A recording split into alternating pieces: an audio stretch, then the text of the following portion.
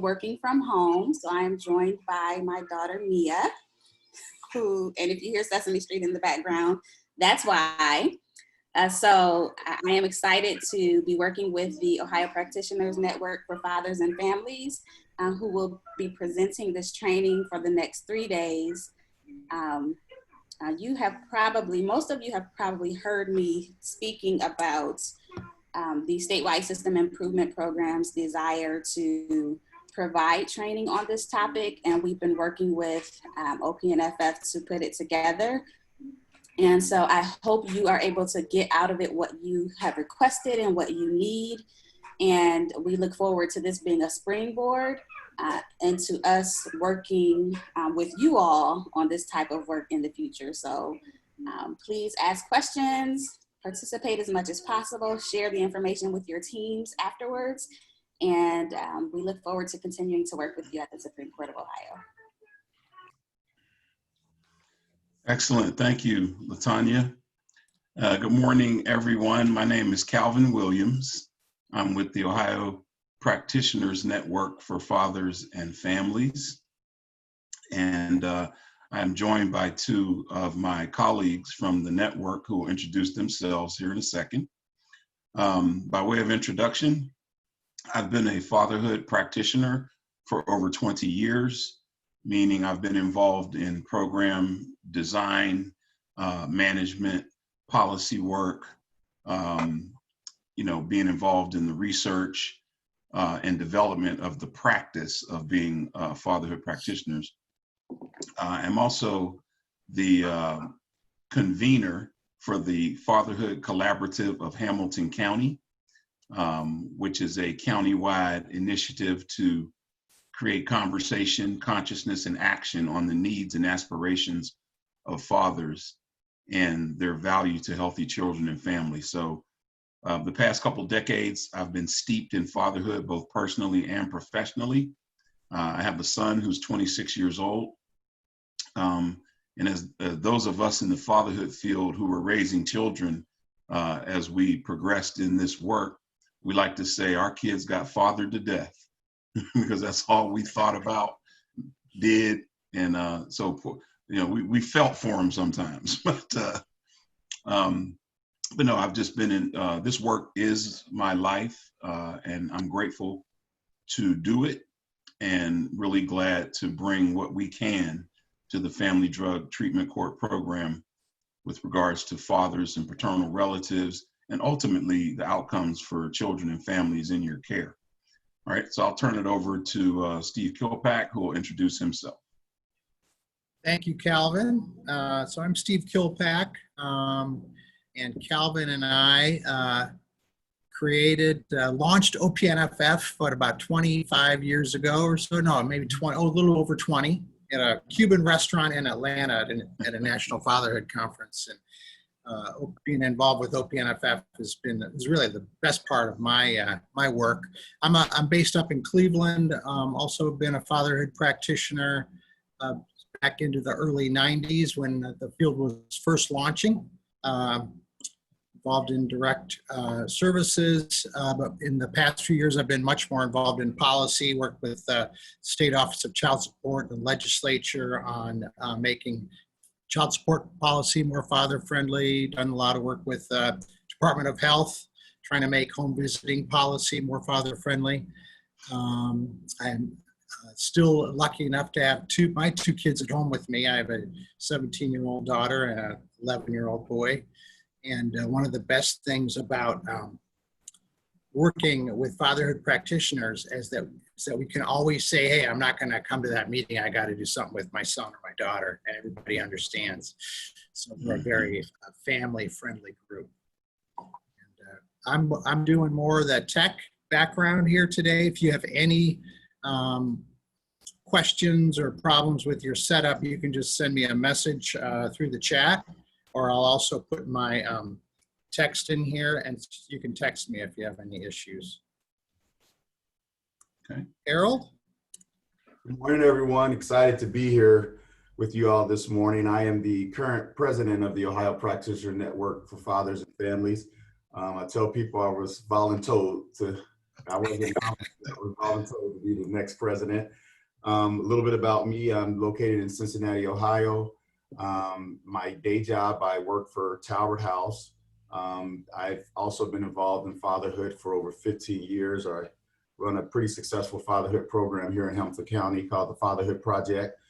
The project enrolls around 400 men a year into services. And the beautiful thing about that, it's typically all men that want to just be good dads. And so they're out there, you know, and we're able to serve them. And we're blessed to be able to serve them. Absolutely. Also have had the opportunity to work with other fatherhood programs across the state and developing some of their curriculum as well. So we're extremely excited to be here with you all this morning. And we have a dynamic speaker who's going to take the lead here in Calvin Williams, and we're all just here for the ride. So.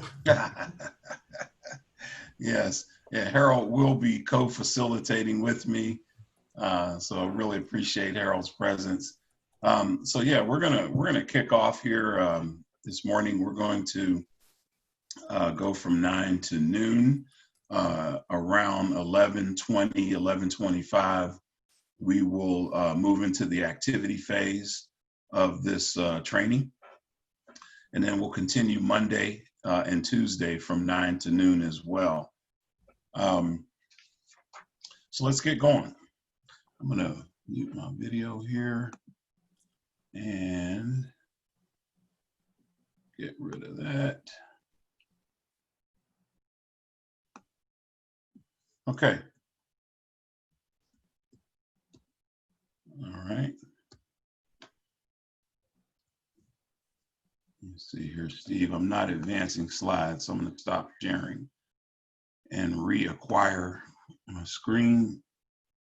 All right, while you're doing that, Calvin, I want to let everybody know we are recording this session. We'll record all of the sessions and send that to you. So if you have team members that you would like to share this with, they'll be able to see the training as well, so you can keep them up to speed on what you're learning. Okay. Again, welcome everyone to this training. We'll take a look at what we're going to accomplish today. First, we want to look at the value of fathers to children.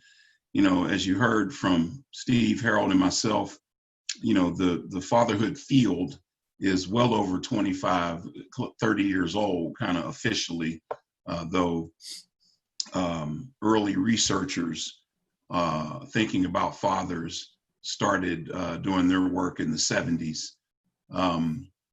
But with all of that time, the research, the practice, the policies, there's still not widespread understanding or acceptance of the true intrinsic value of fathers bring to children. There's just a bit too much of the idea that continues to exist that you know, fathers are a good thing to have, as opposed to an absolute necessity when it comes to children's development. And so we're going to take a look at that, the value of fathers to children. We're going to look at the 3 dimensions of a father. It's another way, it's a way to take a deeper dive into how men become fathers, their ideas about fatherhood, and their behaviors as fathers. And then we'll take a look at fathers and child welfare, see how that's playing out in terms of the literature and the research with fathers and engaging child welfare and vice versa. And then we'll look at bias, marginalization, and empowerment as a strategy to improve engaging and serving fathers in the family drug treatment course space. So our information today is going to be evidence-based and evidence-informed. It's our commitment to make sure that we're grounded in what we present to you as not just a good idea from someone, but to make sure that we are pegged to evidence. And then, of course, the experience that myself and Harold Howard and Steve Kilpack have will come to bear with that. My encouragement to you is to take notes throughout this training. You're going to have thoughts, you're going to have ideas, you're going to have questions. You're likely to agree or disagree or be in opposition in some way, shape, or form to something you hear. And all of that's okay. We are actually beginning the process today of designing strategies and solutions for Family Drug Treatment Court as it relates to involving, engaging, and serving fathers. I use that word design intentionally. I am a design thinking facilitator, another role that I play.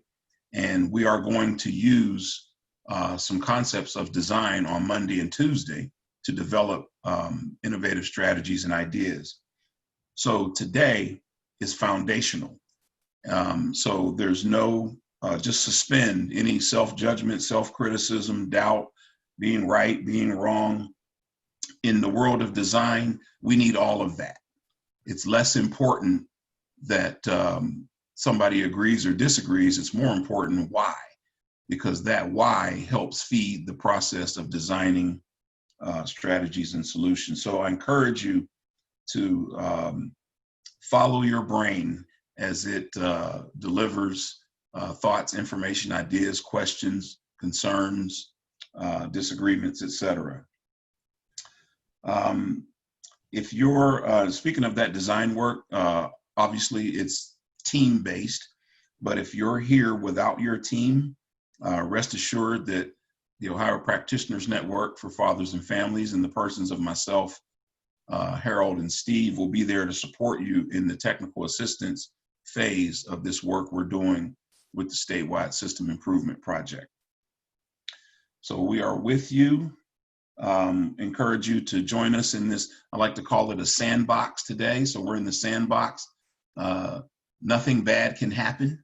Let's just use all of our mind and brains and try to come up with strategies that are going to work for the families in your care. All right, let's get going. So first, I want to introduce, in a very small way, the universe of fatherhood is what I call it. So fatherhood activities, the practice, the research, the policy work is going on all over the world. There's the fatherhood in United Kingdom. In the upper left-hand corner, you see the homepage for a fatherhood initiative in Ireland. In the bottom right-hand corner, you see State of South Africa's Fathers, a huge initiative in South Africa where they're paying very close attention to dad's needs and the value dads bring. Dove Men Care is a major player in fatherhood work around the world as well. And Family Included is a initiative that focuses on fathers and maternal and newborn health care. And so that's a worldwide initiative as well.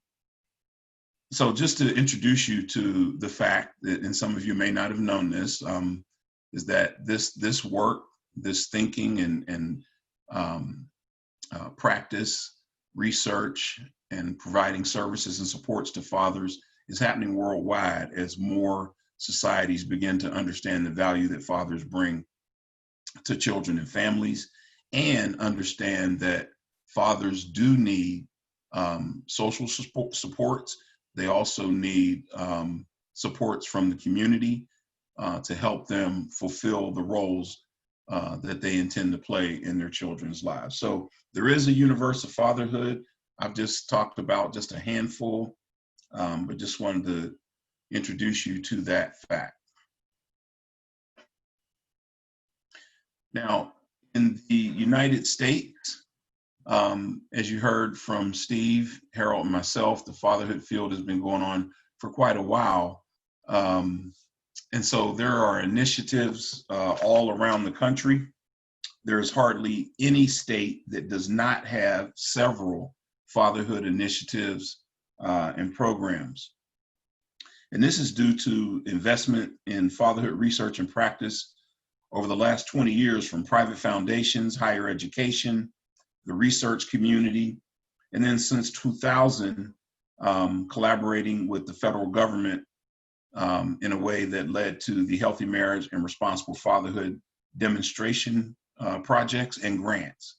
So in those years, the 2000s, early 2000s, there were demonstration grants around the country where 8-site, 6-site, 10-site demonstrations where communities were figuring out under a research mode what it meant to serve fathers, what outcomes were possible, what were we learning about fathers. And I can tell you in the early years, the focus was on how to get fathers to pay child support. And those early years in the fatherhood field marked the very beginnings of the shift away from this idea that men don't want to take care of their children and men don't want to pay child support, men don't. In the early demonstration projects, Parents Fair Share comes to mind as one of those, 8-city demonstration project, where the idea was to find out what are the barriers to men paying child support, low-income men at that. And in the process of the demonstration grant and the research and reporting, it started to come out that, wow, these guys, it sounds simple, but back then it was kind of groundbreaking. These guys really care about their kids. They want to be with their kids. They want to parent their kids. And particularly, we're talking about low-income, non-custodial dads who at that time, and to some extent still today, but at that time more deeply, were considered deadbeats and people who just weren't interested in being fathers, just by the fact that they were single, low-income, and non-custodial. So those demonstration grants taught a lot and set up the foundation for the field. And then the national foundations, private foundations such as Charles Stewart Mott, the William K. Kellogg Foundation came into play and started pouring tens of millions of dollars into developing a field of practice, policy, and research. And so that brings us here today. Ohio is highlighted on our map for the simple fact that we consider Ohio to be a very strong fatherhood state. And by that, I mean we have the Ohio Commission on Fatherhood, one of only 4 states in the country that has a commission on fatherhood. And I believe we're the only one that exists by statute of those 4. But our commission has been in place since the late 90s. And it's very dynamic today, very engaged with every element of state government, with a focus on human services. We also have the Ohio Practitioners Network for Fathers and Families. And in Ohio, we have at least 5 or 7 very mature fatherhood programs from the north of the state to the south and in central Ohio. Mature meaning these are programs that have been around for 15, 18 years, which is very unique in the fatherhood world because funding sometimes can dictate the life cycle or lifespan of a program. But we have a lot of very mature programs, a lot of mature practitioners, and infrastructure, if you will, that a lot of other states don't have when it comes to fathers. And we're going to talk more deeply about the resources in Ohio in another session in the training, just to make sure that you understand what's available to you. So we have a lot more knowledge and insight into the lives of fathers, the services and supports they need, and ways to meet those needs. All right. So now let's, as I like to say, inject some fatherhood energy or bring the spirit of fatherhood into the room. And we're going to do that by looking at how babies feel about their fathers. Oops. This is a slide. Sorry, guys. There we go. Oh, I'm sorry. Let me back up. Before we do that, let's take a quick quiz. We haven't taught you anything yet, but I want to just wet the fatherhood whistle and just see what your thoughts are to some of these questions in our first quiz.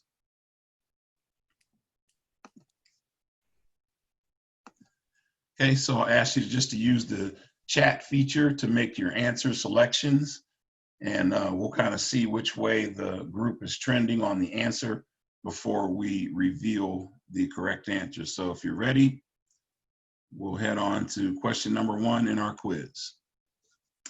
Of the 121.2 million men in the United States age 15 and over, what percentage do you think are fathers? And Steve, I can't see the chat, so. All right, I'll keep an eye on it. Okay, so is it A, 57.3, B, 61.6, C, 74.7, or D, 81.9? We've got mostly B's and a couple of C's. Okay, so B is trending. B is trending, yep. Let's see, all right, good job. So yes, 61.6% of all men 15 years of age and over are fathers, and this includes biological step and adoptive fathers. And that's important because when we say fathers as practitioners, we mean all father types. So this is inclusive of those as well. So let's go on to the second question. Of the 34.3 million men who have a biological child under age 18, what percentage live with all of their children? A, 92.8, B, 68.9, C, 53.7, or D, 72.6 live with all of their biological children under the age of 18. What do we think? C and D are trending. It's hard to C and D. say. I think Okay, it's well, pretty equal. Maybe C, more interested in C, I think. more C. Let's see what C brings. Oops, nope. I'm gonna have to try again. So it's not C. What do you say? So, D was the so other? D was the other one, yep. Okay, all right, there we go. So yes, 72.6% of those 34 million men with biological children under the age of 18 live with them.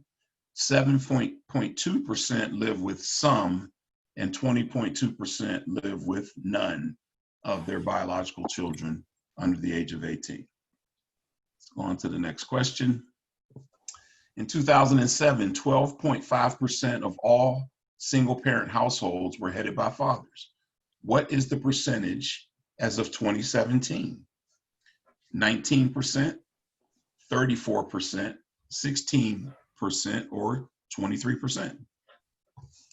Survey says.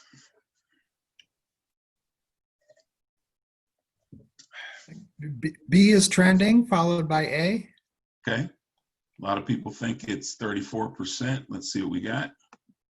Oops. Let's give it another shot. You said A. A has Okay. a lot of interest. Okay. No, not there. Okay. What do we Let's see think? here. C. Rethink, people. So 16% are now single fathers. Kristen today. Blake got that one.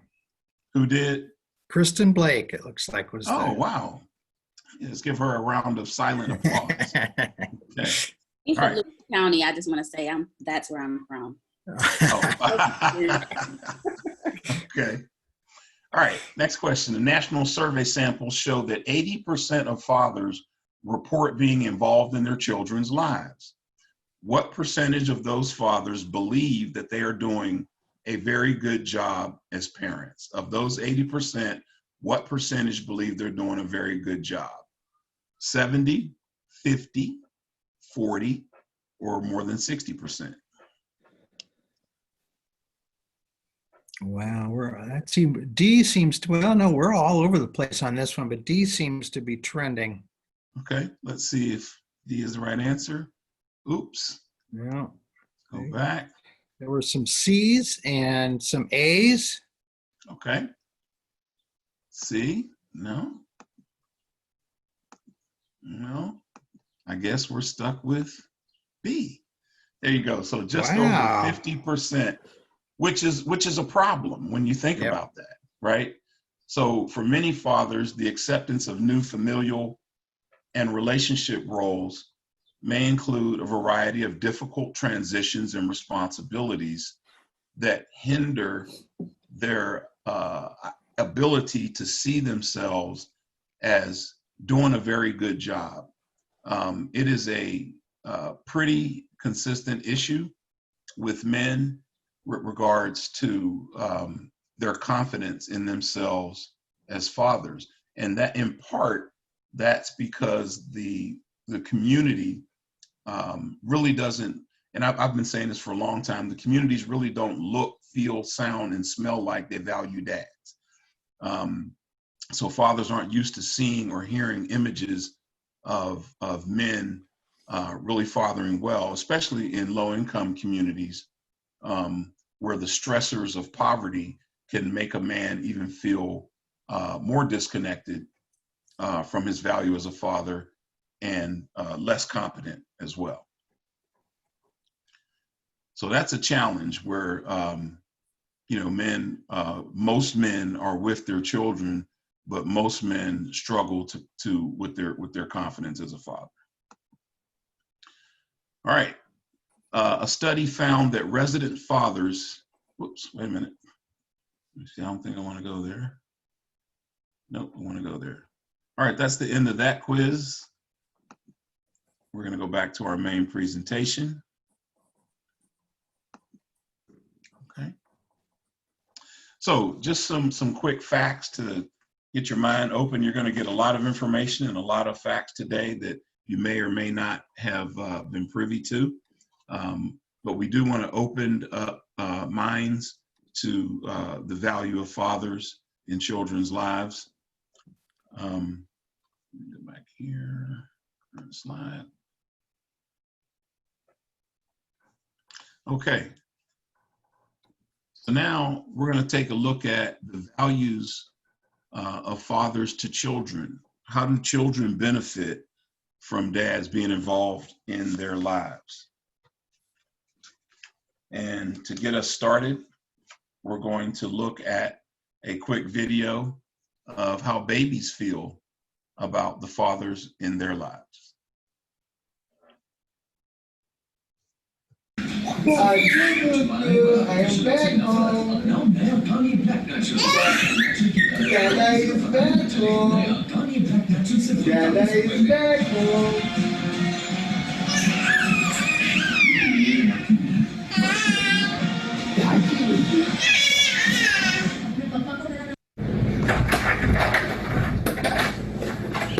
Baby! Daddy's home! How you guys doing? Are you happy? What's up, big man? How's my big man? You're down with Daddy?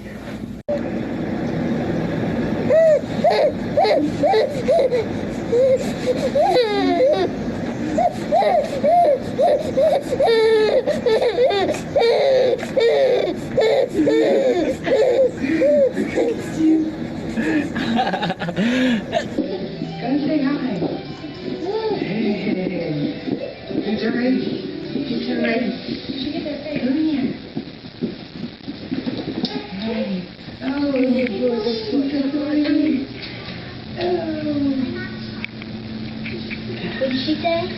My mom's what?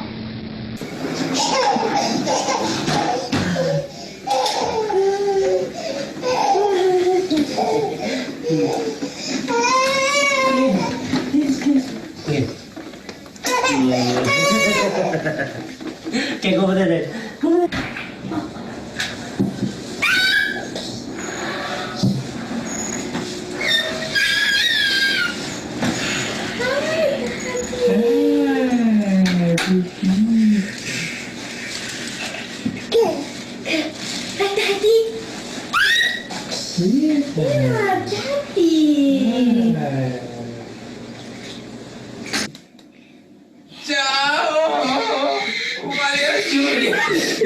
Ciao!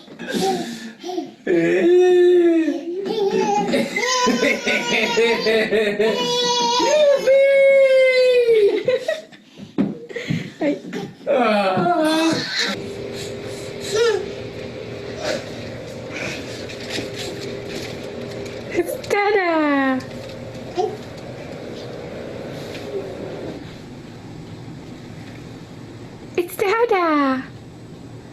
Oh, he's waving. Oh, goodbye. Say hi, Dada.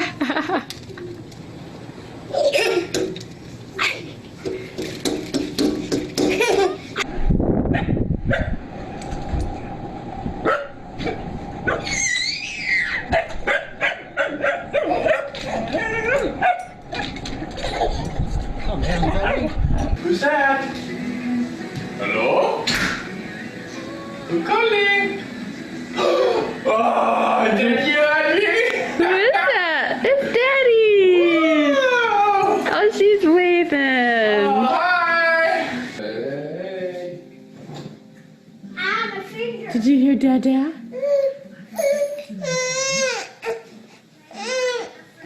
Where's Dada?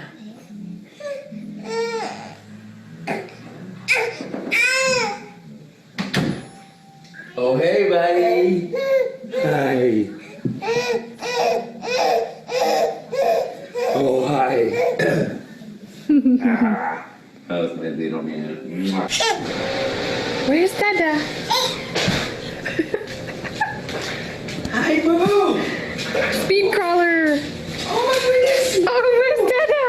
Oh, it's Boo. Oh, pick me up, Dada. You're from the dog. Oh, my God.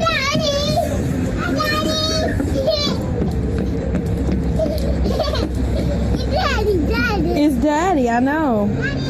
Daddy's home.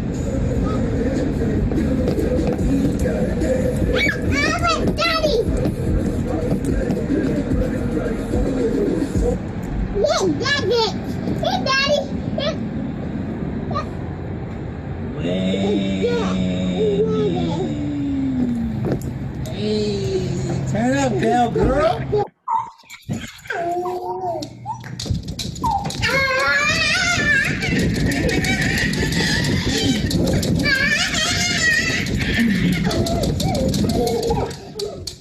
Say Daddy.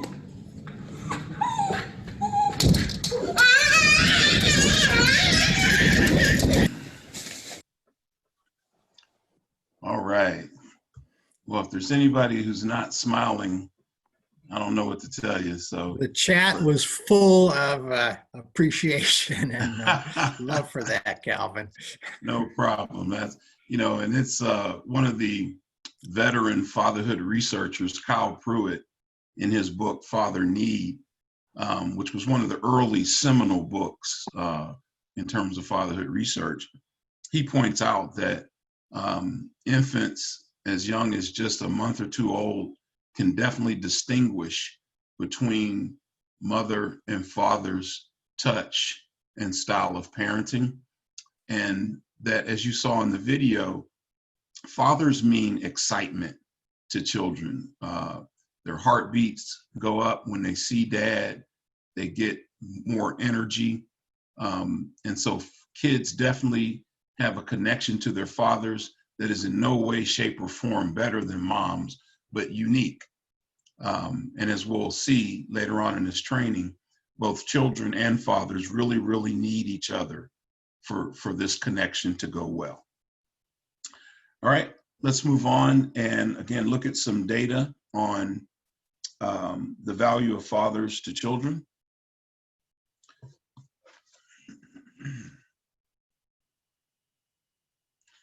So first we'll look at the impact of father absence. It's a well-known statistic. 1 out of 3 children live in homes without their biological fathers, but 90% of homeless and runaway children come from father absent homes, as well as 85% of all youths in prison, 71% of all high school dropouts, and 120% of children are at greater risk to become a subject of child abuse when biological dad is not in the home. 85% of children from father absence homes can have behavior disorders. Sadly, 63% of suicides, 7 times more likely to become pregnant as a teen. And then the life expectancy, average income, job security, level of health, those all decline for kids from father-absent homes. Children growing up without fathers face greater risks for homeless and runaway youth, dropping out of high school, and as we saw in the previous data, suicide. So father absence is painful. It's detrimental to children's development, and those detriments extend across the lifespan. So again, fathers are really, really important to children in their developmental years. Then we look at the importance of father involvement. So children who grow up with involved fathers are 39% more likely to earn mostly A's, 45% less likely to repeat a grade, 60% less likely to be suspended or expelled from school, 2 times as likely to go to college and find stable employment after high school, and significantly less likely to have a teen birth or spend time in jail. Again, the importance of father involvement cannot be overstated. We'll look at other research that talks about father involvement with infants and young children being associated with advanced language development in those infants and young children, lower likelihood of cognitive deficits, and fewer behavioral problems in childhood. And that advanced language development, research has shown that fathers who read to their children, those children tend to start school more ready to learn, and more readily build up their vocabulary. And interesting, the effects were not the same for mothers reading to their children. So again, fathers can have this unique impact that children need. And in that reading and language skills, that showed up particularly with girls whose fathers read to them.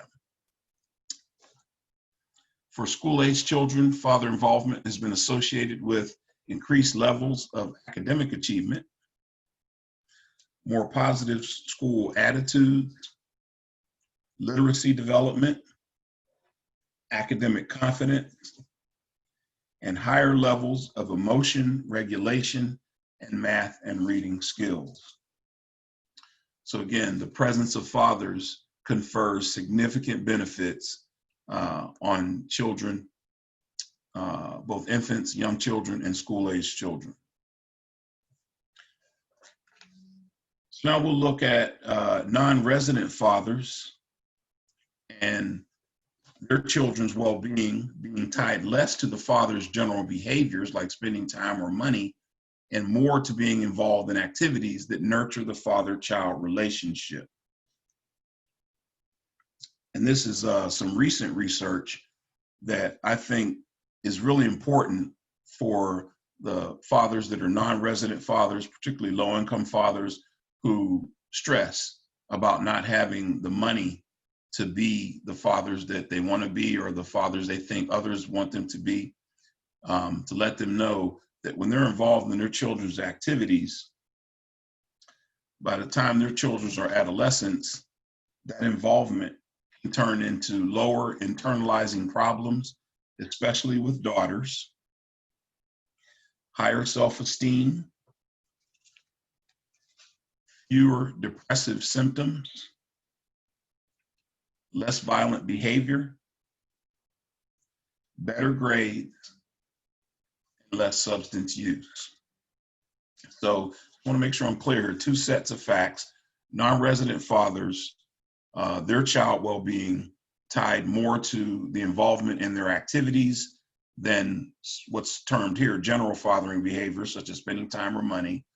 And then for adolescents, father involvement brings these benefits and enhancements to their lives. Okay.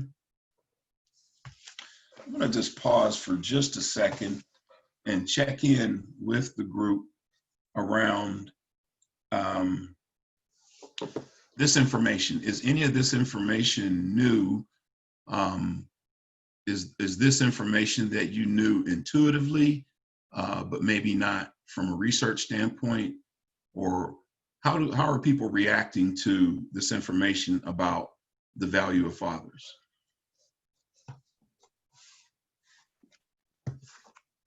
Feel free to unmute yourselves and share something if you'd like.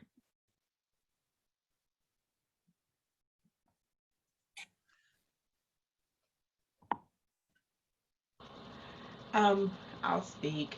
It's not new information for me. We've had an active fatherhood initiative here.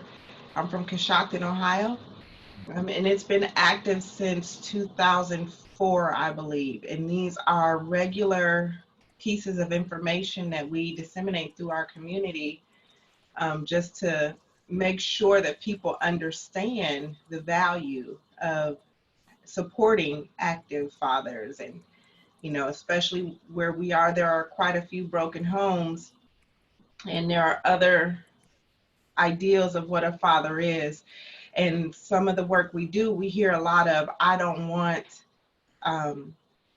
another man to be called dad, or a mom saying, well, this is your new dad. And we try to let them understand that a dad can be any positive male figure in your children's lives. And so we've been promoting a lot of these pieces of information that you're showing here. So it looks good, it feels good to be able to see it when it's not just us putting it out there to everyone. Outstanding. Thank you so much for sharing that. And that I really like that you talked about the perception or attitudes of some mothers. And I've been a believer for a long time that there needs to be fatherhood education for mothers.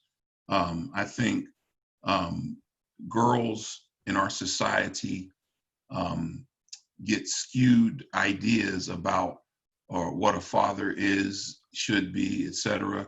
But more importantly, when they engage and become mothers, their expectations of a father can be unrealistic and not grounded in what's actually happening with men when they make this transition to fatherhood and the type of supports they need. So yeah, absolutely, mothers need to understand that this is not a good to have, if you can have it. No, this is a must have. And if the father is not a threat emotionally, psychologically, or physically to that child, there's absolutely no reason that they should not be connected. So thank you for bringing that up. Any other comments before we move on?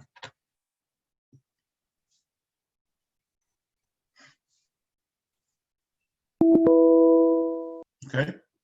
All right. So now let's take a look at 3 dimensions of a father. We'll look at the father as the human, the person.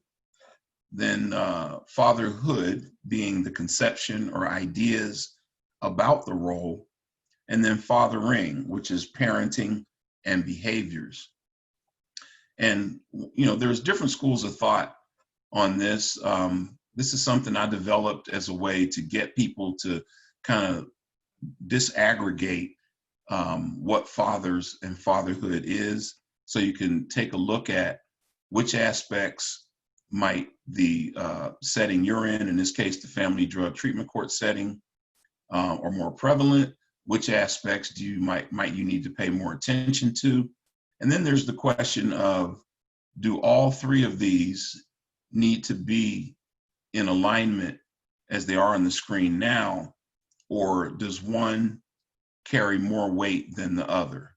And so looking at fatherhood through these 3 dimensions gives us a chance to think more critically about men who are in their fathering role, and what supports might we need to apply based on the dimensions that are important to the outcomes we seek, or are important to the men that we serve. Okay. So what we're going to do is unpack these one at a time a little bit. And we're going to start out by looking at father, the human, and the person.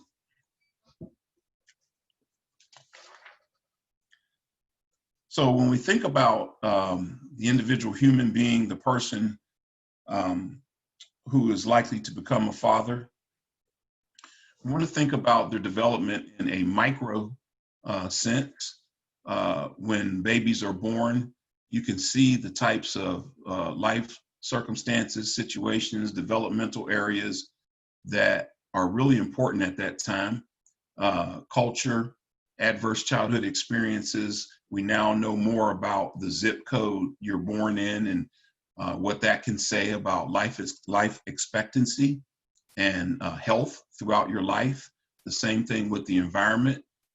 Brain development. We now know more about brain development than we have, especially with regards to what happens between 0 to 3. We now know more about trauma and its impact on healthy development of children, family of origin, those factors, resources. So when you think about a boy that's born, you can think about his development as a father starting right there in that infant stage. And then moving on to the childhood stage, pre-adolescence, what type of supports are available for the child, the social emotional skills, what type of hurts does the child experience, and what type of resiliency factors are in the child's life. Moving on to adolescence, this is usually a time when, particularly boys, with regards to nurturance, they start receiving less nurturance. And it's also, which is a shame, because it's a time where they are really subject to the socialization that goes on for men in this society. And it's also a time when they're really, really in between and betwixt their identity, their self-identity, and the role that they see themselves playing in the family, in the community, and in society. There's also stages of psychosocial development. I really like Erik Erikson's theory of psychosocial development. It gives a real clear picture of the things that, if they go well, they beget things that go well in the next phase of psychosocial development. But as the adolescent young man moves into manhood, things like his values and worldview are shaped by everything that preceded him. He brings with him into manhood wounds from childhood, goals that he's developed for himself, intergenerational transfer, perhaps of trauma, beliefs, and strengths. And so when we think about, how do guys become fathers? Where do fathers come from? We really need to start here when we're thinking about men and all the factors that go into play that set up the type of man that they're going to be with regards to their mental, emotional, and physical health, which absolutely feed in to the type of father they're going to be. So a lot goes on and a lot can go wrong when it comes to infants, young boys, and adolescent males as they move their way into manhood and then in their way into fatherhood. So that's a micro look at fatherhood development. And I'm curious, in the family drug treatment court setting, do you see any of these developmental areas, birth conditions and circumstances, or aspects of male development show up in your settings, either as risk or resiliency factors in the fathers that you're seeing in your settings?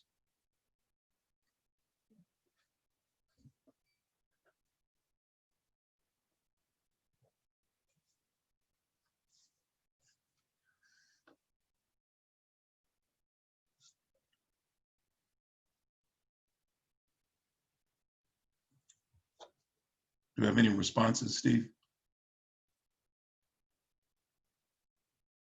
Steve? Nothing in the chat. Would anybody like to unmute and share something? Yeah. So, and to maybe phrase it a different way, so with the fathers that you are engaging and serving, do you see any of these areas that are something that is a strength for them, or something that is a challenge, perhaps something that may have not gone well developmentally, or with regard to resources, support in their lives, that's playing out in behaviors today as men?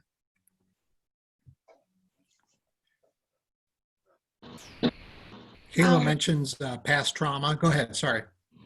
I would say, I would agree with Kayla. Past trauma in their lives is something a lot of the men in our treatment court have not dealt with. I recently had a conversation with one of our fathers who was told, because of the nature of the relationship that he's in, he may have to get to a point where he has to choose between his romantic interests and his children. And prior to that, he and I had a conversation about his growing up and the trauma he had experienced. And so when he was faced with having to potentially make that choice, he could not understand why he would have to make that choice, because things had changed and things were different. And so I used that as a moment to have him be reflective about all the hurt and the trauma that he had just briefly shared with me about his childhood, and how it took him well into his adulthood to begin to acknowledge and try to process and deal with it.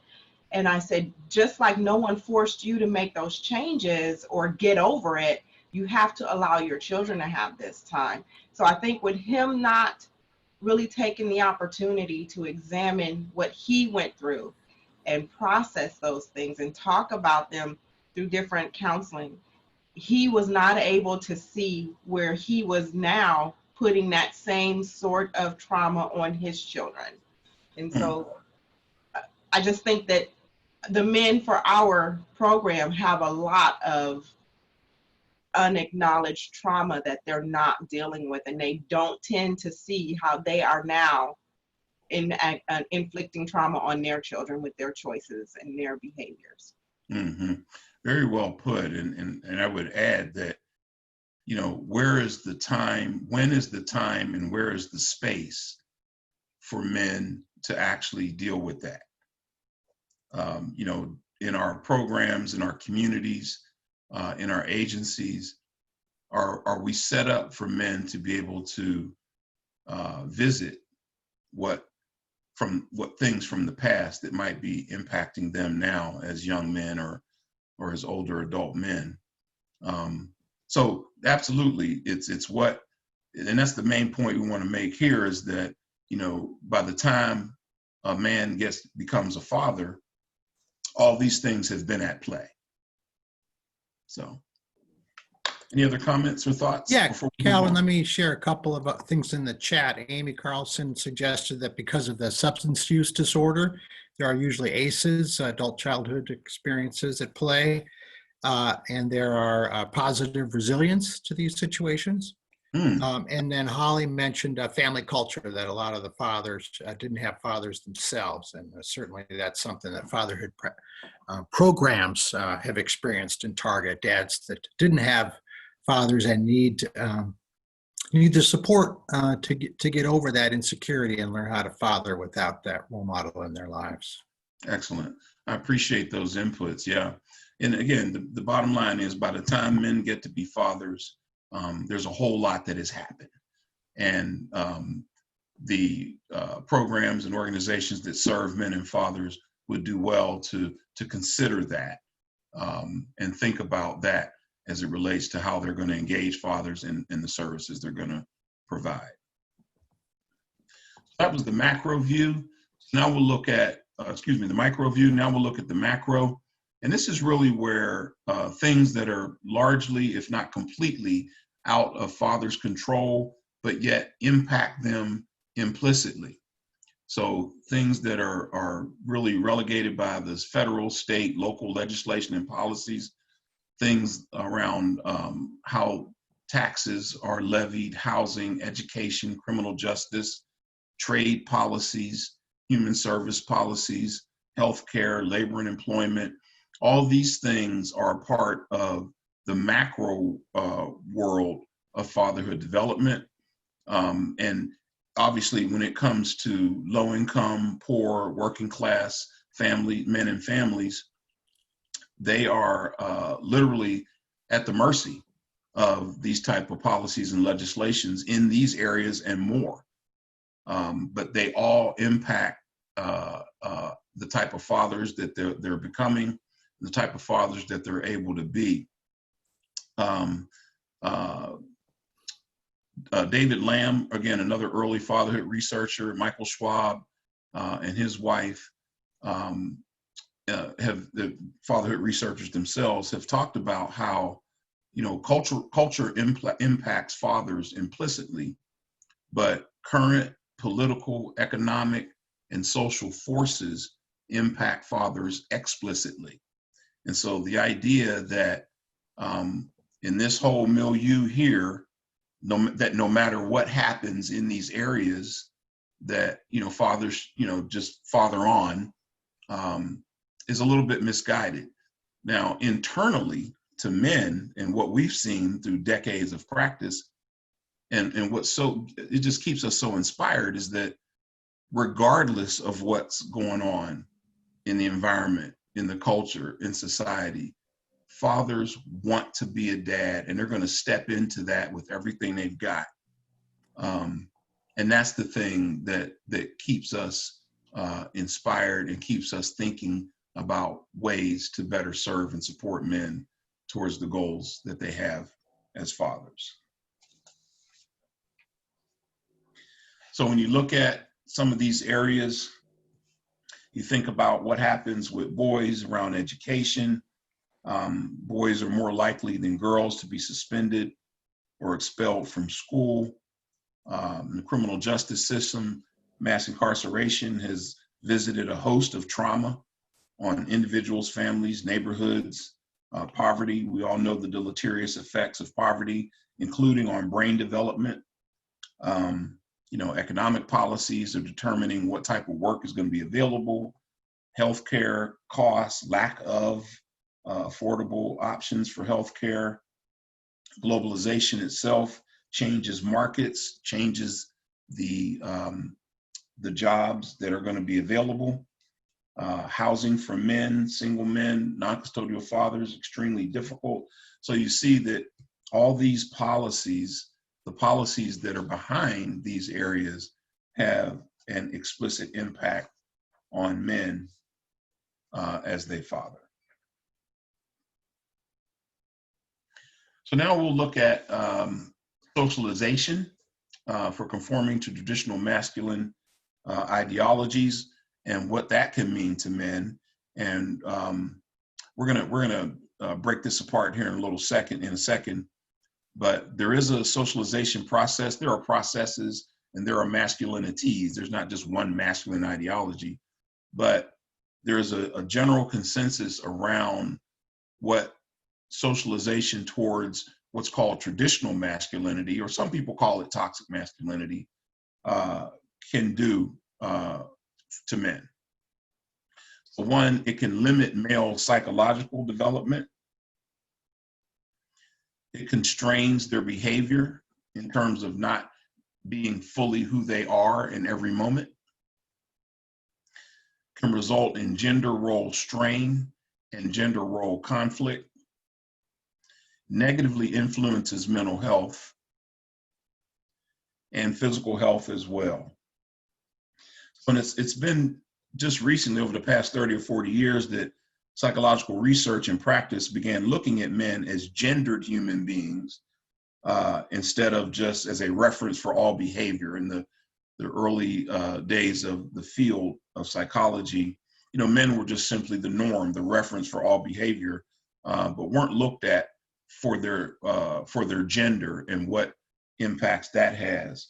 And so now we're putting more emphasis on ecological and sociological factors that influence the psychology of boys and men to help us understand the impacts of socialization, particularly towards traditional masculinity. So let's look at gender role strain. And gender role strain is a situation where psychologically, gender role demands have negative consequences on the father himself, the man himself, or on others. And it's important to note that negative effects of gender role strain set up mental and physical health problems, both for the individual and within relationships. So let's see what gender role strain. So first, there's a deviation from or a violation of the gender norms of masculinity. That's an area that men struggle with. You know, there's really no room to move beyond the traditional or norms of masculinity. There's an effort to try to meet or fail to meet the norms of masculinity, which again is reaching for masculinity instead of just being a man.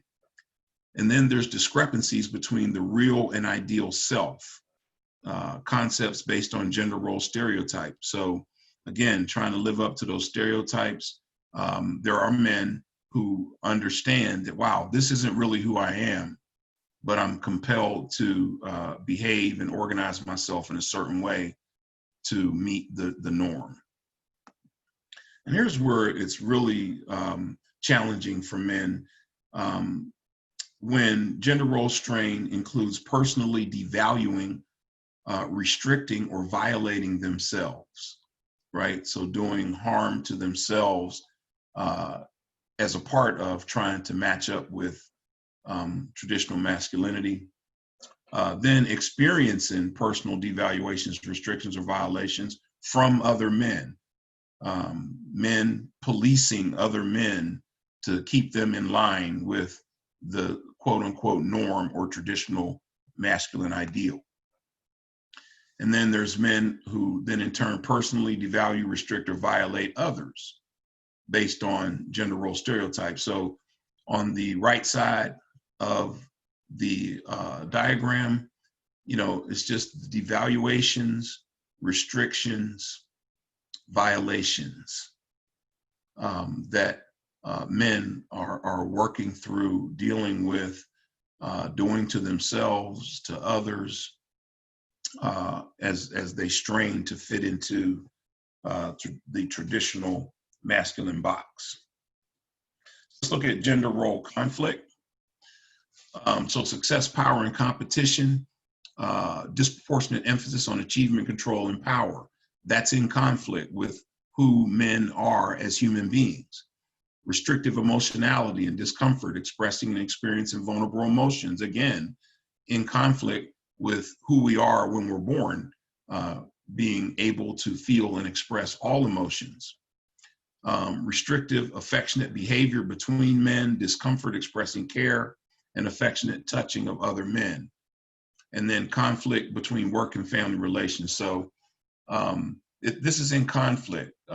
Men care about each other, love each other, but can find themselves restraining or restricting, exhibiting those feelings and hugging other men. And then the conflict between work and family is, again, something that's kind of set up by the structure of society. And we'll talk about this a little more when we talk about men transitioning into fatherhood. So these are the things that can be in conflict with who the man is naturally and inherently as a person.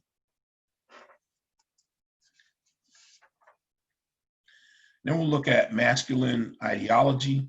Now, I'll say that there are different masculine ideologies, but there is a particular constellation of standards that have held sway over a large segment of the male population. And these are sometimes called masculinity scripts that men follow. But it's important to understand how boys and men experience masculinity. That is being described these days as a cultural competency to understand how boys and men experience masculinity. and the kind of constellation of standards that have coalesced around these 6 core ideas. One is anti-femininity, just no connection to anything feminine or remotely feminine at all. Can you hold my purse for a second, honey? Oh my goodness, things get out of whack there. Achievement becomes tied to all I am as a man. Avoidance of the appearance of weakness. Tremendous amounts of psychic energy go into following this script for too many men, certainly not all, to make sure that they don't look weak at any time for any reason. Adventure being a part of that ideology. Risk, which is often detrimental, especially when the levels of risk rise and rise in a man's effort to match up or line up with the dominant masculine ideology. And then violence. So these are the things that of all the masculinities and masculinity ideologies, these are the 6 that kind of come together. When you pull all of those together, these 6 stand out. And so, when we're thinking about fathers, we're looking at the micro development, macro development, looking at the challenges with masculinity, the strain, the conflict. We can see that it's quite a path that men take before they get into their fatherhood realm. So now we're going to take a quick look at a very brief video that kind of summarizes the potential negative impacts of these type of ideas.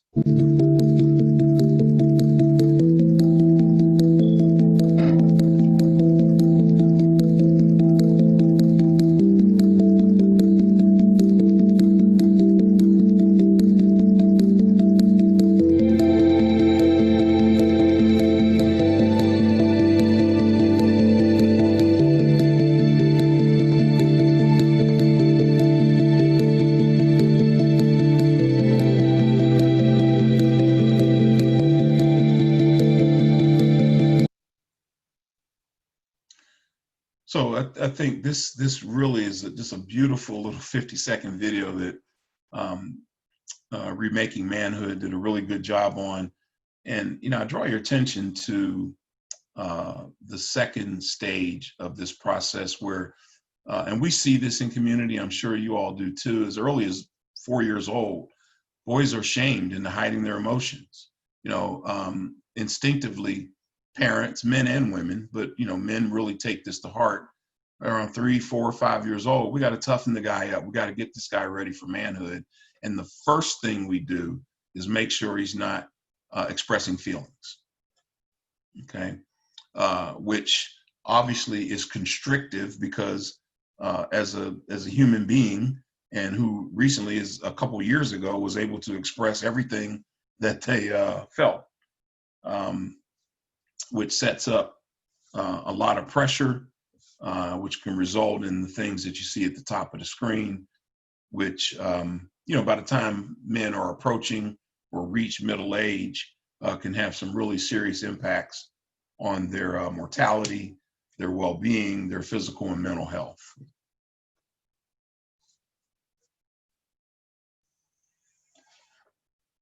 So in summary, there's a diverse set of economic, biological, developmental, psychological, socio-cultural factors. And these factors also intersect with men's multiple identities. And this is when, out of all of this, men step into fatherhood. And of course, it goes without saying, men bring resiliency, strengths, positive ideals into that role as well. It's just that has to be, that has to exist or coexist with some of these other challenges that men go through. Okay. All right, I think it's time for a quick quiz here. So we'll go back to our quiz.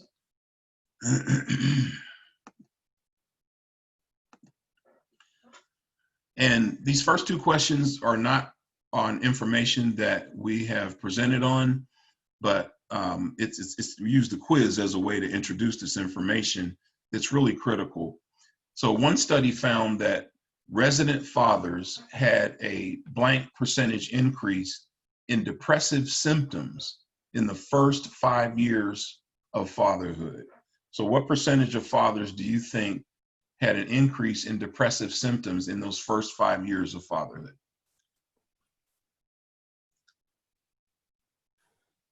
It's like A is trending so far. Some are saying C. Now C is now Okay, pretty even between A and C.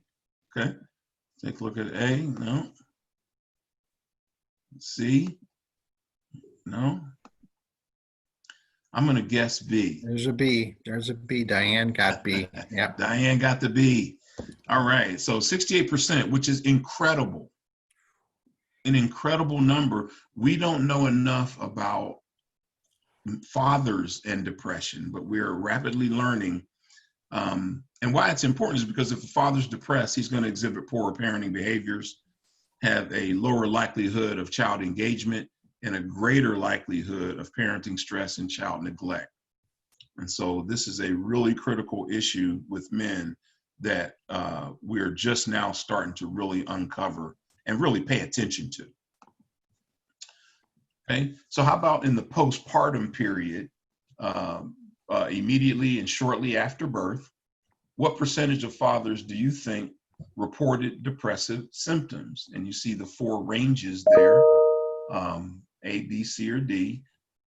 Which percentage range do you think fathers reported in the postpartum period?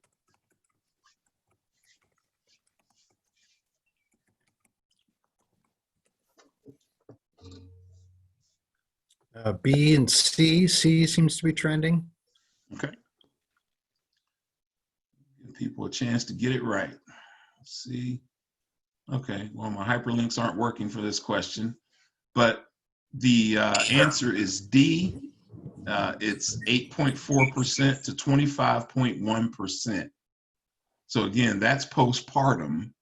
And then you have within those first 5 years, 68% of fathers reporting depressive symptoms. So that's a lot. Put myself together here. Okay, so there's your 8.4 to 25.1. And postpartum depression is under-identified because it's not screened. Therefore, it's undertreated. The risk factors for postpartum depression, social determinants of health like race, unemployment, poverty, conflict in the co-parenting relationship, and being a non-resident father at the transition into fatherhood, along with a history of prior depression. Some of the symptoms include avoidance of emotional sadness, vulnerability, fatigue, anxiety, being antisocial, undermining breastfeeding is a symptom of postpartum depression. So it's a very serious matter to be considered if we're working with men. All right. Which of these could be considered positive aspects of the masculine ideology? Anti-femininity and violence, achievement and adventure, risks, avoiding weakness, or honor and responsibility?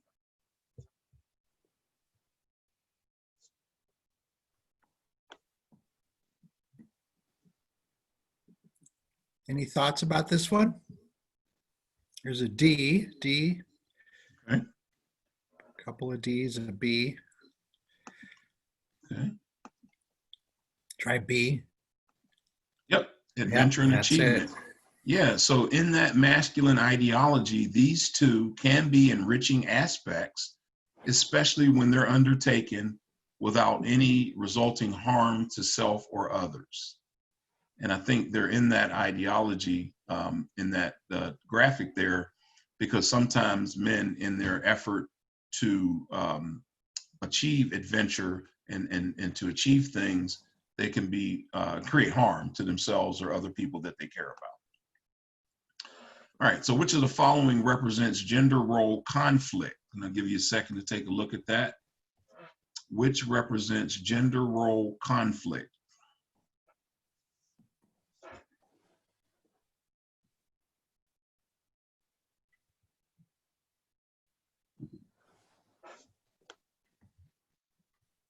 You got B's and D's here. Okay, I'm feeling that B. 4 B's. Yep, the B is That's like it. Yep. That's it. And so the conflict arises from the fact that all human beings are born with the capacity to feel and express a full range of emotions. So restrictive emotionality is in conflict with who men are as human beings. All right, which one of the following represent gender role strain?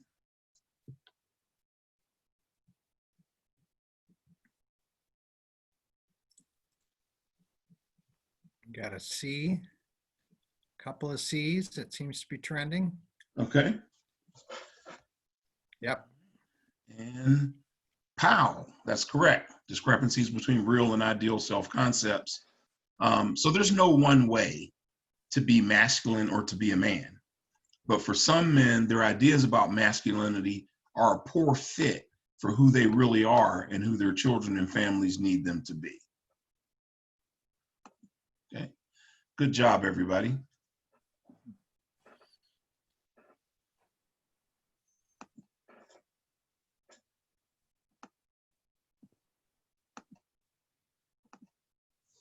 Okay. So let's go now and break down fatherhood conception or ideas about the role.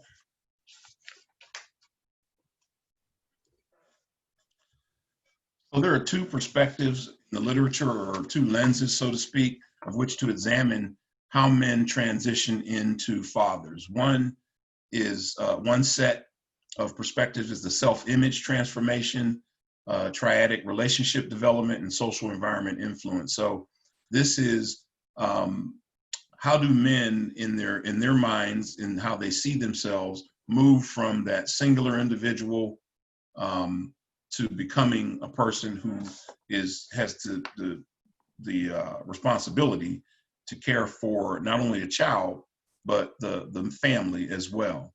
Triadic relationship development is the challenge of moving from the dyad with the mom into this triad now with mom, dad, and baby.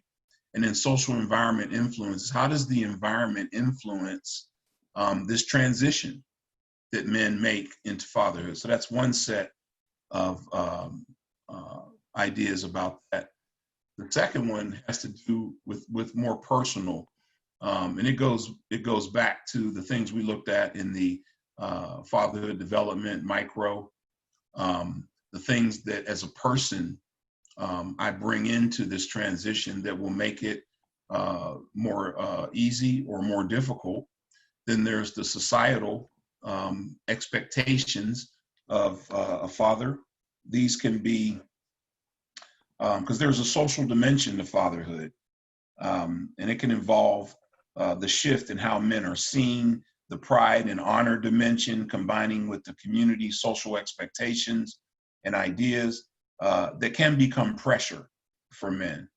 And then the family related is interesting. The literature talks about the father-mother relationship as being a critical factor in the man's transition to a father.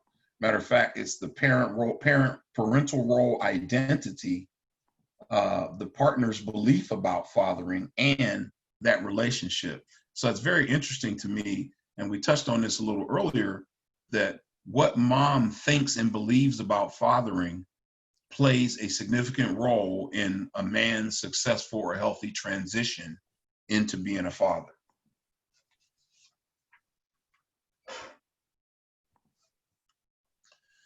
In looking at the prenatal period, three main areas of difficulty with regards to the transition or how men are thinking about and conceiving their role as fathers. So one, there's the feeling of unreality, which comes out of lack of tangible evidence that the child exists early in the pregnancy, combining with the desire to develop an emotional bond with the child. There's the couple relationship, where the father is now perceiving a disequilibrium in the relationship that was prior to the child, and is looking at, okay, now the child's coming. There's going to be a divergence now of male and female expectations about the relationship. And there's going to be discrepancies or conflict about needs at this point as well. And then formation of a parental or paternal identity. This is a core shift from the role of partner to parent. It is a psychological reorganization. In this case, men may be seeking a father image based on close involvement with their own families or childcare in their own families, an image for which they may have no role model for. Okay. Again, in the prenatal period, men gradually realize the lifestyle changes they are facing. Those would be diminished independence, learning a new approach to life, and a new sense of feeling powerless. So having no control over what's happening with the onset of this child into their lives. And so these are challenges for men as they are thinking about conceptualizing and transitioning into fatherhood. So paternal identity, there is a correlation between emphasis on paternal identity and paternal fetal bonding. So if there's some work to be done, it's on supporting men in developing a healthy paternal identity that fits them, because it will impact paternal fetal bonding. And then despite the shifts, which the major shift is women in the workforce starting in the 70s and 80s, men still value and idealize being the provider and breadwinner, which in and of itself isn't a bad thing, but it does create conflict, as we talked about a few minutes ago, between that role and my desire to bond emotionally with my child. Okay. All right, let's look at fathering from a parenting behavior standpoint from the 3 dimensions.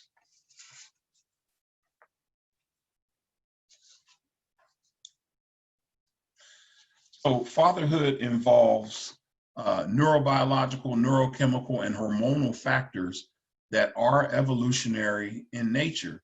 And so they do get the same rushes that mothers do from parenthood. But fathers, to get that payoff, it depends on proximity and interaction. Fathers and babies need to be with each other, need to be close to each other, need to interact with each other for these evolutionary factors to kick in. And they're evolutionarily designed for men to be able to step into, fulfill, and be consistent and committed to that father role. So there are brain chemicals and hormones that come into play when men become fathers, in the transition to fatherhood. And certainly when the baby is born, the father and that baby really interact with each other in that evolutionary manner, and really support each other in that bonding and in that emotional relationship. So the reason this is so important is it's for low-income fathers, fathers who are poor, working class fathers. It's so easy for them to get separated from their children. And what's not understood greatly is that separation disrupts a natural evolutionary process, that it is just not positive for father or child. And that disruption can look like, oh, well, he doesn't care about his kid, right? When that evolutionary machine that's in him to care about his kid didn't get a chance to get off to a good start because he was separated from the child for a myriad of reasons shortly after the child was born. So while there is no research-based unified theory for all these processes to give meaning and shape to the practice of fatherhood, the behaviors of fathers, things rooted in childhood, such as gender role attitudes, sensitivity, supportiveness, accessibility, and responsibility, may give us a window on the development of fatherhood behaviors. So in childhood, what were the gender role attitudes that the child picked up on and received? How sensitive were people to the child and his needs, the little boy and his needs? How supportive were they? How accessible were caregivers to the child? And how much responsibility played out in that child's life with regards to the caregivers taking responsibility for him? And so these are just theorized that that impact the development of a father. And then more than mothers, fathers have always had the discretion in defining their parental roles and responsibilities. So it's important to understand that the motivational basis of paternal involvement are rooted in childhood. And again, it takes us back to the micro development slide as well. So again, on fathering behaviors, play and physical exercise has an extremely high value to both fathers and children, linked to higher levels of father involvement and better children's health. And then active play between fathers and children has a functional element that correlates with several positive child outcomes, such as competitiveness without aggression, cooperation that buffers anxiety, healthy experimentation, social competence, peer acceptance, popularity, and a sense of autonomy. Okay, so these are the outcomes of active play between fathers and children. Fathering behavior is behavior that shouldn't be discouraged or interfered with. Their time to play with their children is critical, and how they play with them is critical. And then remember from the earlier slide, proximity and interaction. And so proximity and interaction make good things happen for both dad and baby, dad and child. And so you really can't make a list of fathering behaviors that can encompass all the important aspects of fathering. But Dr. Kyle Pruitt, author of Father Need, who I mentioned before, states that any such list should include these behaviors: feeling and behaving responsibly to your child, being emotionally engaged, being physically accessible, providing material support to sustain the child's needs, and exerting influence in child rearing decisions. And so I want us to think about the fathers that we serve. Which of these behaviors can be somewhat or largely out of a non-custodial father's ability to control?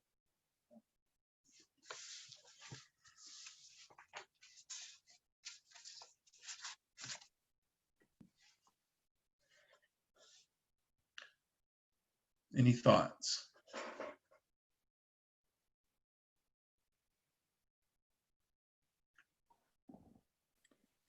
Amy mentions child rearing decisions. Okay, yep, that can be somewhat or largely out of a non-custodial father's ability to control, yep. Anything else?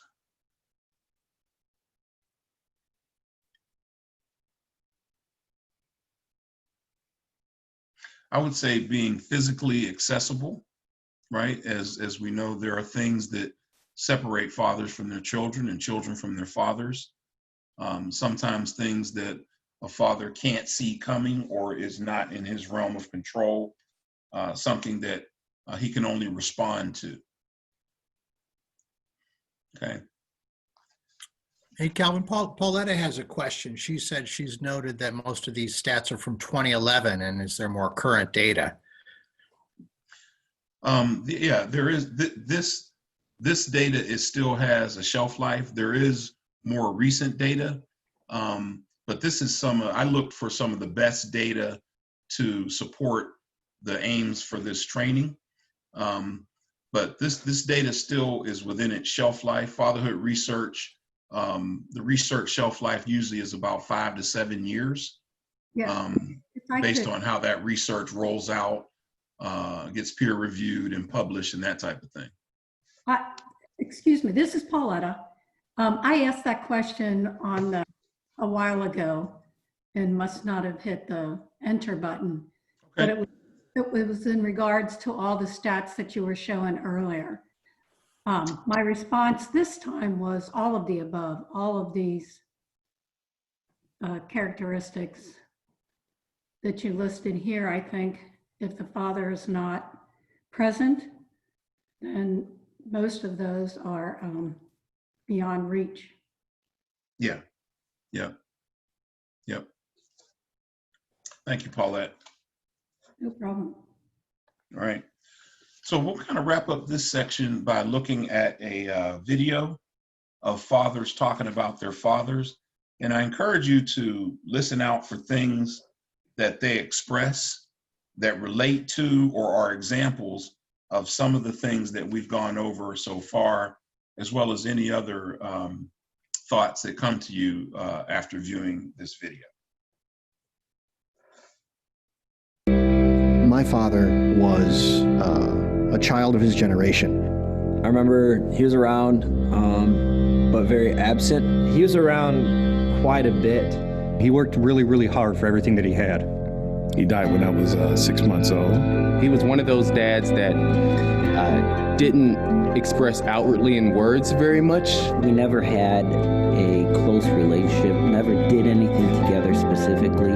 He did a lot of things right, but we didn't realize it. He was always a rock that we could always depend on in our household. Growing up, I don't know, there was like a void in my life. We would just throw the football back and forth. He would teach me how to throw a spiral. It's one of my fondest memories. He worked almost 80 hours a week for 15 odd years. So I didn't really get to spend a whole lot of time with my dad. I was always craving his approval.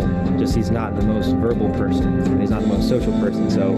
He never said it. Always thinking that, well, because I give you the necessities of life, you should know it by osmosis. My mother was primarily the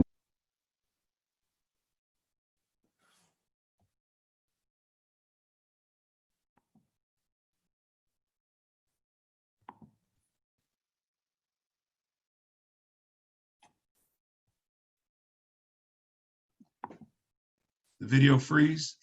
Yeah, it seems like it did, Cal. Okay. one who gave me advice. And I remember actually one night watching him hit my mom, and that's the last time that I really remember him being around. And when I was 12, I found out that I was the product of an affair. My sense of person and who I was kind of ripped away from me. I had, I guess, anger issues when I was younger. I never had a father, so I just kind of had to figure stuff out on my own. I didn't realize until recently that was all rooted in my father being absent. So I definitely believe it affected my ability to raise my children in that aspect. When I had children, I really wanted to be a good dad. I don't think anybody has the manual on fatherhood or really what to do. When my son was born, I just felt free. I worked hard at not disappointing them, even though I did.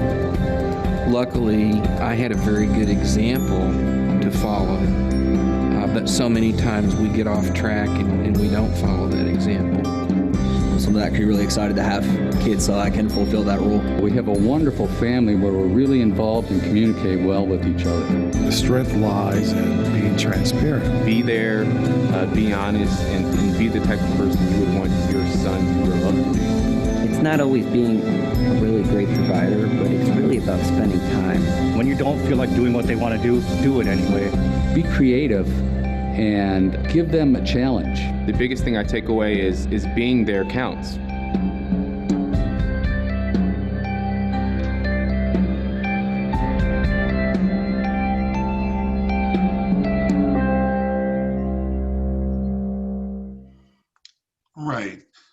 Anybody hear anything that connected to some of the things that we've talked about so far?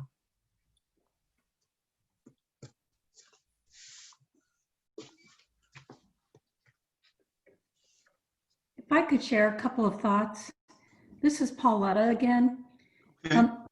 Currently, I'm an unofficial hearing officer for Hamilton County Juvenile Court, and I hear first-time offender cases, and if we can wrap services around them and offer consequences, then their charges are dismissed and they have no record in juvenile court. My previous role, though, was I am an administrator and an educator. I was in a large, very diverse public school district. And my last middle school principal and my last job, I was in charge of discipline. So all the expulsions and all of that came through me. And I am looking at this information from this last hour and a half, and I'm curious to know if you go into any schools at all. I see this hour and a half program, maybe minus a few things, but going into a high school with freshman, sophomore kids and talking to them, because so many of the kids that I've dealt with come from fatherless homes or violent homes, or so many issues that you all are aware of. But for them to see what a nurturing father or that role could and should maybe look like that they've never seen before, and doing it at an age that impresses them and hopefully before they're actually fathers, would be so stupendous if we could make something like that happen. But I'm just curious to know if in any of the organizations that are involved here do go, because schools seem like the one place that we can reach most kids, because schools by law, require kids to come there, and most do. So I'm just thinking out loud. No, you're actually right on point.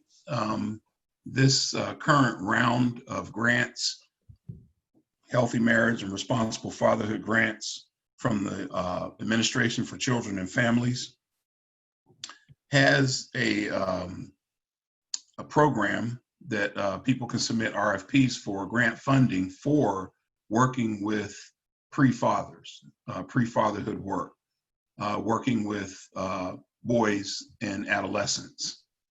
So that idea, Paulette, is definitely has been heard. There's now funding for it, and we're going to see more and more programs that are going to be aiming that direction.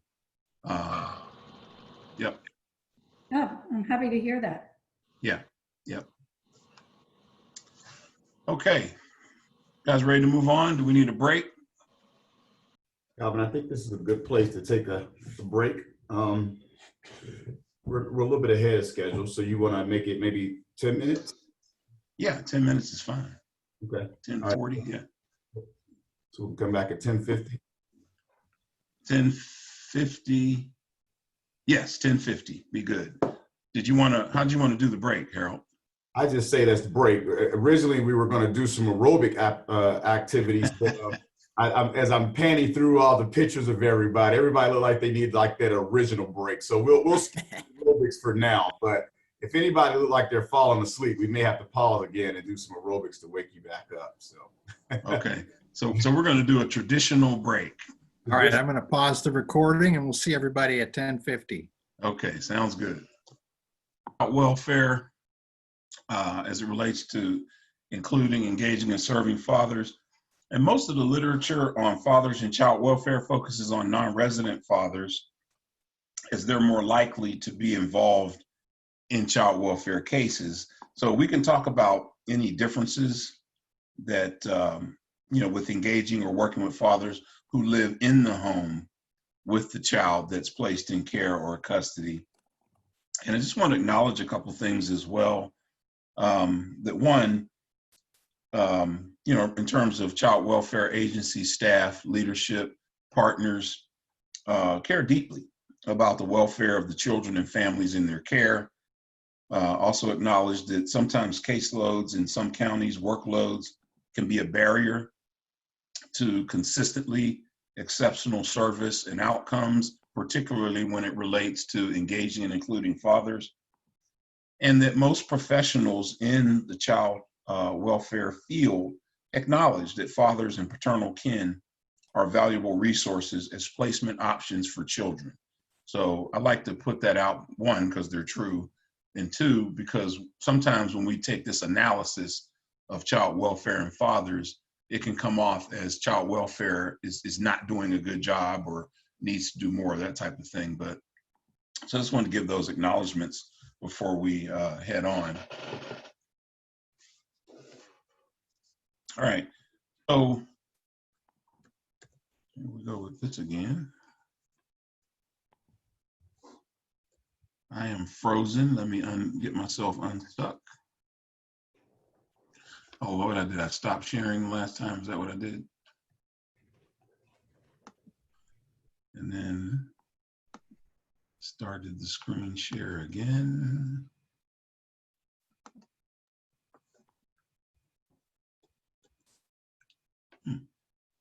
Bear with me, folks.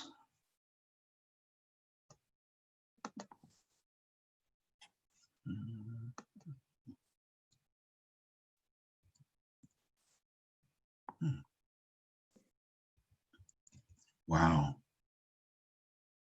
It's just not responding. Your presentation is not? Yep.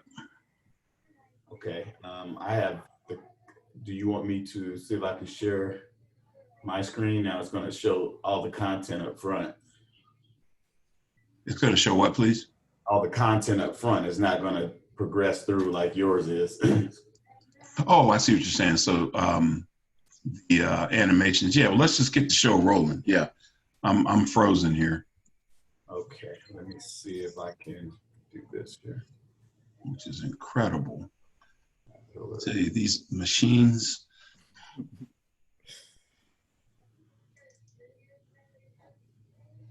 Well, I don't want to share the virus scan. Hold on. Oh, I'm exposing all my business and all these different emails I'm working through here. Right, that's the problem with screen share. Sorry, you have to clean it up first. All right, give me a second. I'm gonna figure this out. Okay, wait a minute. I think I've got. Yeah, here we go. You good? You're rolling again, Cal? Yeah, we'll see. Let me screen share here.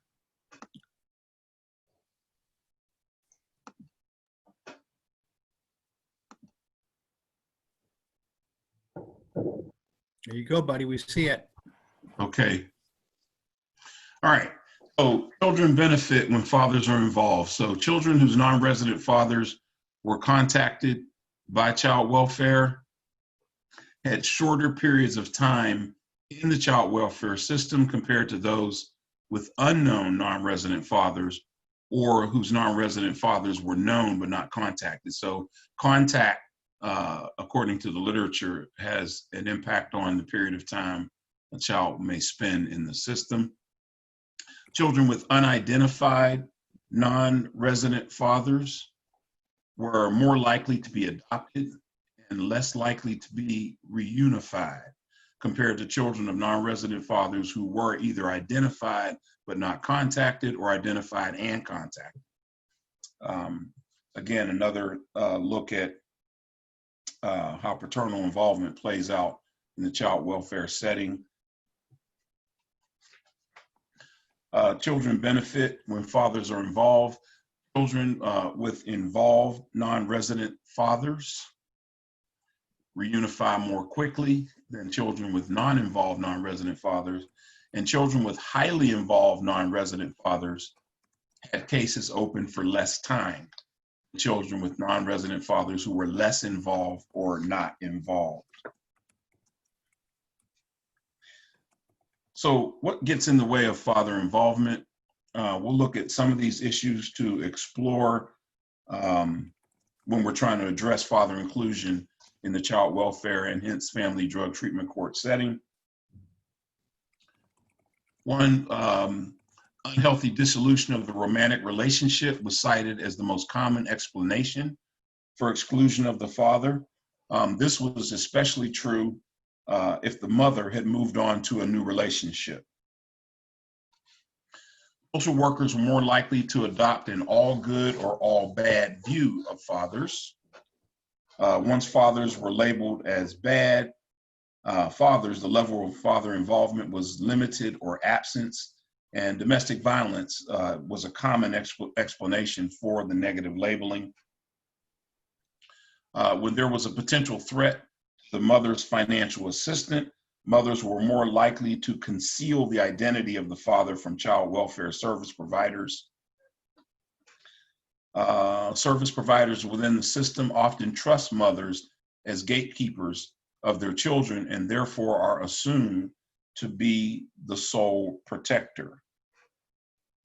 And obviously safety first, as it should be, but sometimes this an incident where the father was not a safe option can color the service provider's interaction with the next father, and who may not be a poor option or an unsafe option. Okay. So now we're going to look at some information from a study that involved 5 focus groups of child welfare caseworkers, along with fathers and service providers. And the caseworkers substantially agreed about the lack of paternal involvement in the child welfare services and the reasons for low paternal involvement. But there was substantial disagreement amongst these focus groups of child welfare caseworkers about whether child welfare professionals should address the issue. Okay, some of the areas were, some believe that all fathers and mothers should be treated equally with respect to services offered and the timeframes for service. Others thought that special circumstances of some fathers called for service approaches that differ from mothers, such as lack of childcare experience the dad has. And then some thought fathers would be more involved if services were gender sensitive, male caseworkers for fathers, fathers only services, that type of thing. And so much of the debate in this particular study centered around pragmatic considerations, like would gender sensitive services really improve paternal participation and outcomes, and then equity. Father, would an approach, an interest, or a focus on fathers give fathers an advantage in disputed custody cases? And I'm curious, this was a study of child welfare caseworkers. How might this debate play out in the family drug treatment court setting?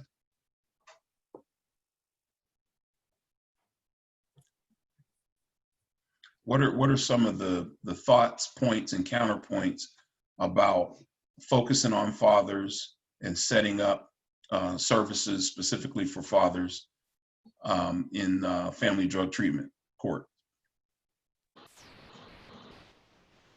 This is Leandra from Coshocton again. I think we have really tried to knock down these barriers. With our treatment court, we have introduced our fatherhood initiative to offer parent education classes to fathers and mothers, but primarily for the fathers. We've introduced our domestic violence program for both men and women, but we've really tried to focus on identifying how to become more father-friendly and more aware of their needs. Mm-hmm. So we've taken a lot of these barriers down. When it's a child support issue, we partner them up with our fatherhood initiative and they help them through that process. We've gone through the measures of right after an administrative hearing for child support, we offer mediation to establish and recognize the father's parental rights and get that visitation set up immediately. Mm-hmm. When it comes to mother saying, well, he doesn't know how to parent, or he's not able to do this, that, or the other. We have different programming set up where fathers can learn how to hold a baby, how to swaddle a baby, how to make a bottle, how to change a diaper, and all those things.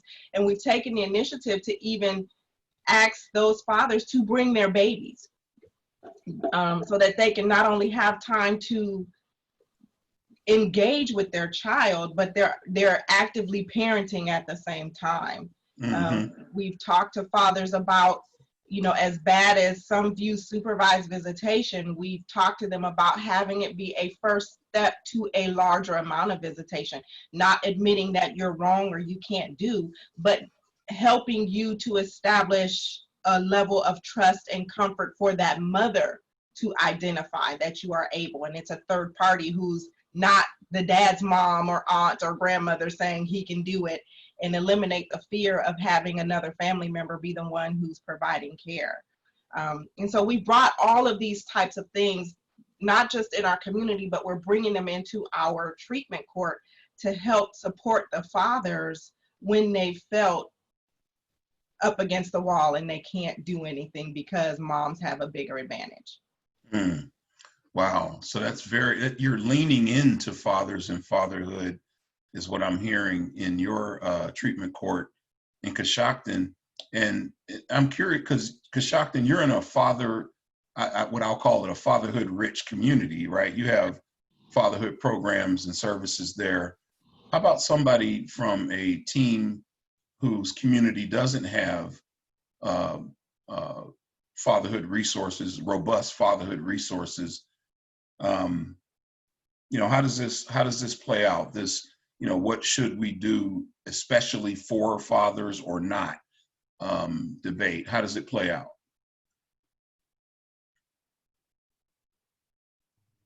Hello, I'm from Ashtabula County.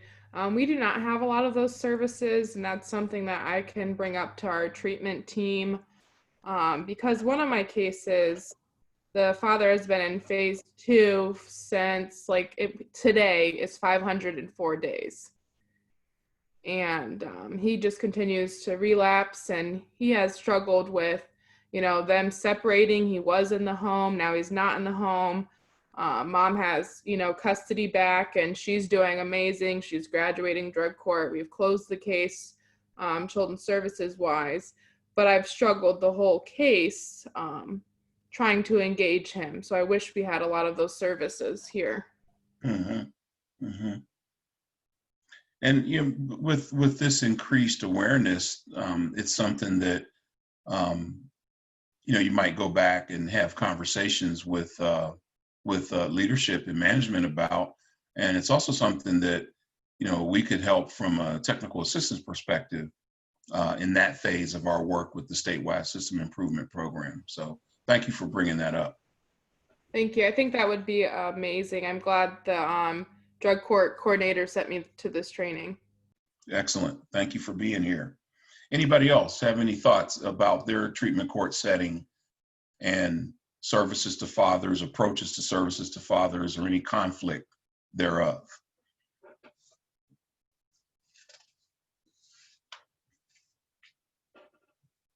Okay, so now we're going to look at a 2015 study in the Connecticut Department of Children and Family Services. The study involves qualitative interviews and surveys with fathers who have cases that were being investigated and fathers whose child was in foster care, along with agency staff and service providers.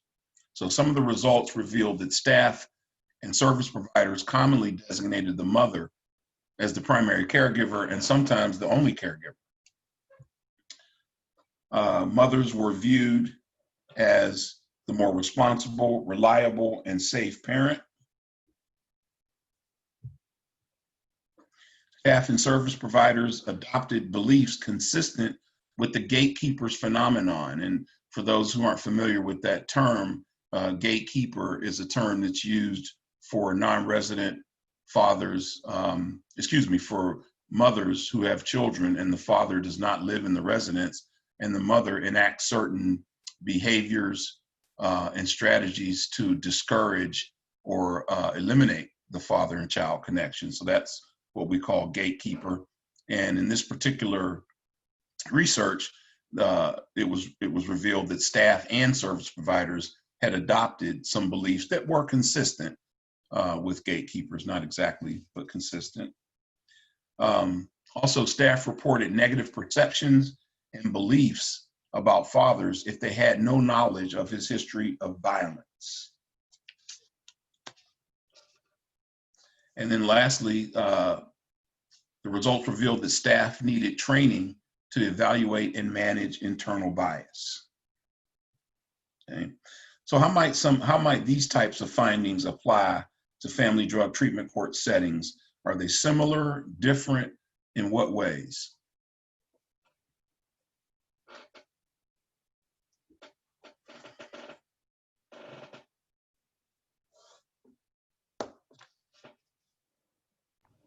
I would say for the first one, since when we get involved, the case is typically always opened under the mother's name. That's the first person you come in contact with. And just looking at the stats, a lot of the fathers aren't involved, so you do automatically kind of assume that they have the kid, they're the primary caregiver, and I feel like our county just needs to step it up in regards to the father side of it. Mm-hmm. Thank you. Any others in your family drug treatment court setting? Are you seeing these type of factors or behaviors or attitudes? Something more, something less? In Hardin County, where I'm from, I work for Children's Services. We have been making better strides at identifying fathers and paternal relatives like sooner, engaging those dads in services, so we don't have a lot of these problems. Okay.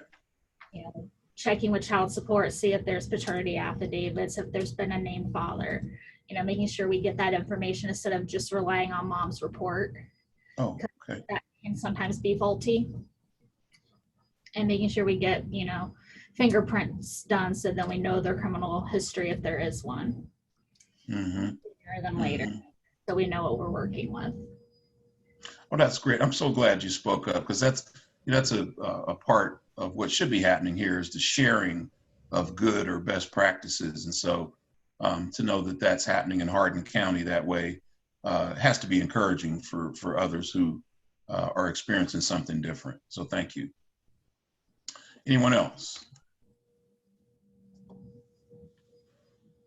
Okay, so we're going to round into the final portion of the training before we get to our activities. And we're going to come off this statement at the bottom of this particular slide with regard to the need to evaluate and manage internal bias. And, you know, bias in the child welfare and fathers literature was pretty consistent in terms of whether it's being reported from researchers, from child welfare staff, or even the fathers in Connecticut who were involved in that study. So let's go ahead and take a look at bias, marginalization, and empowerment. So first and foremost, what is bias? So we all know what we're working with here. When you hear the word bias, what does it mean?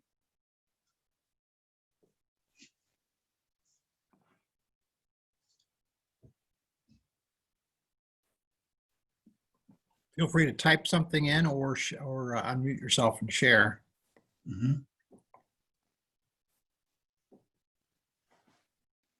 What comes to mind when you hear the word bias?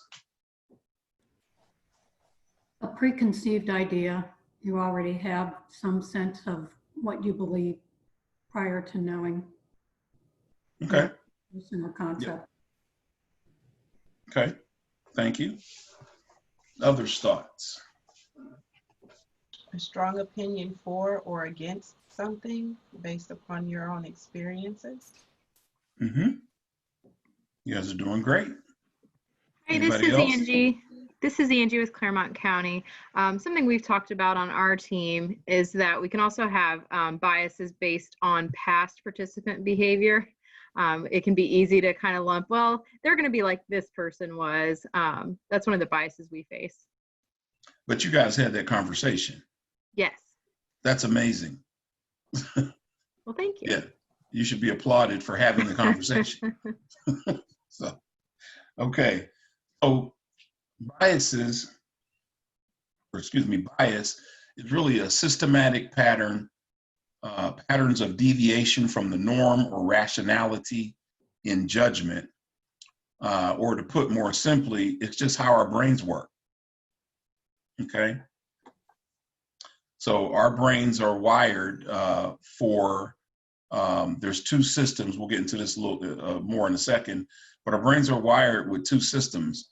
And one of those systems is extremely fast and makes very, very quick associations and offers us an understanding of what we're experiencing based on, as someone said, past experiences. So we all have biases because that's how our brains work. But when do our biases become an issue? And I offer that they become an issue typically when there's a power differential and or when there is a provider or or gatekeeper to goods, services, experience, et cetera, that are designed for broad access and consumption. So biases are less of an issue when we are in our personal, private, family, community lives, one would argue, right? But more so of an issue when we are in a position of power, where there's a differential of power, even if it's a situational position of power by virtue of, when I'm at work versus when I'm at home and those type of things, or when we are the access points to services that people need. So just to help us really understand and move towards a common understanding of bias, let's watch a brief video on unconscious bias. Whoops, sorry, forgot I slipped this in. Y'all can enjoy this cartoon here.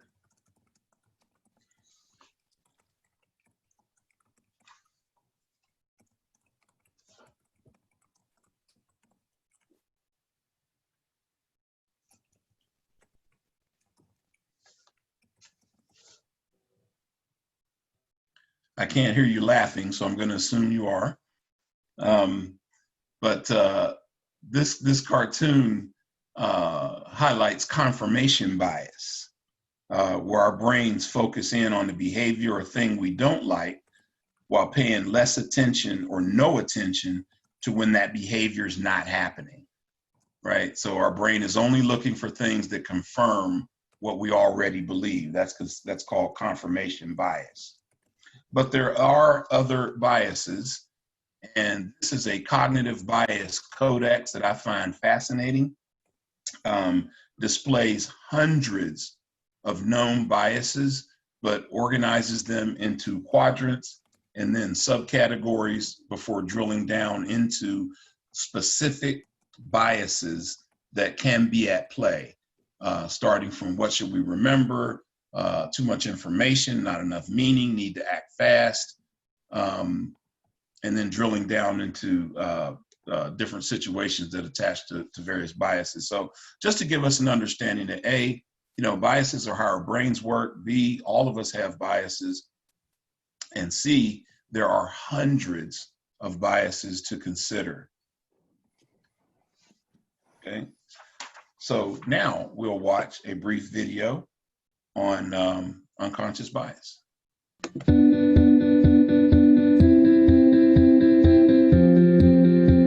Your brain, by some accounts, receives roughly 11 million pieces of information each second, but your conscious brain is only able to process about 40. How do you handle all the rest? You handle it because you're really using two brains, your conscious brain which works with facts and data, has very little capacity and processes information slowly, and your unconscious brain, which is habit and intuition driven, has huge capacity and is really fast.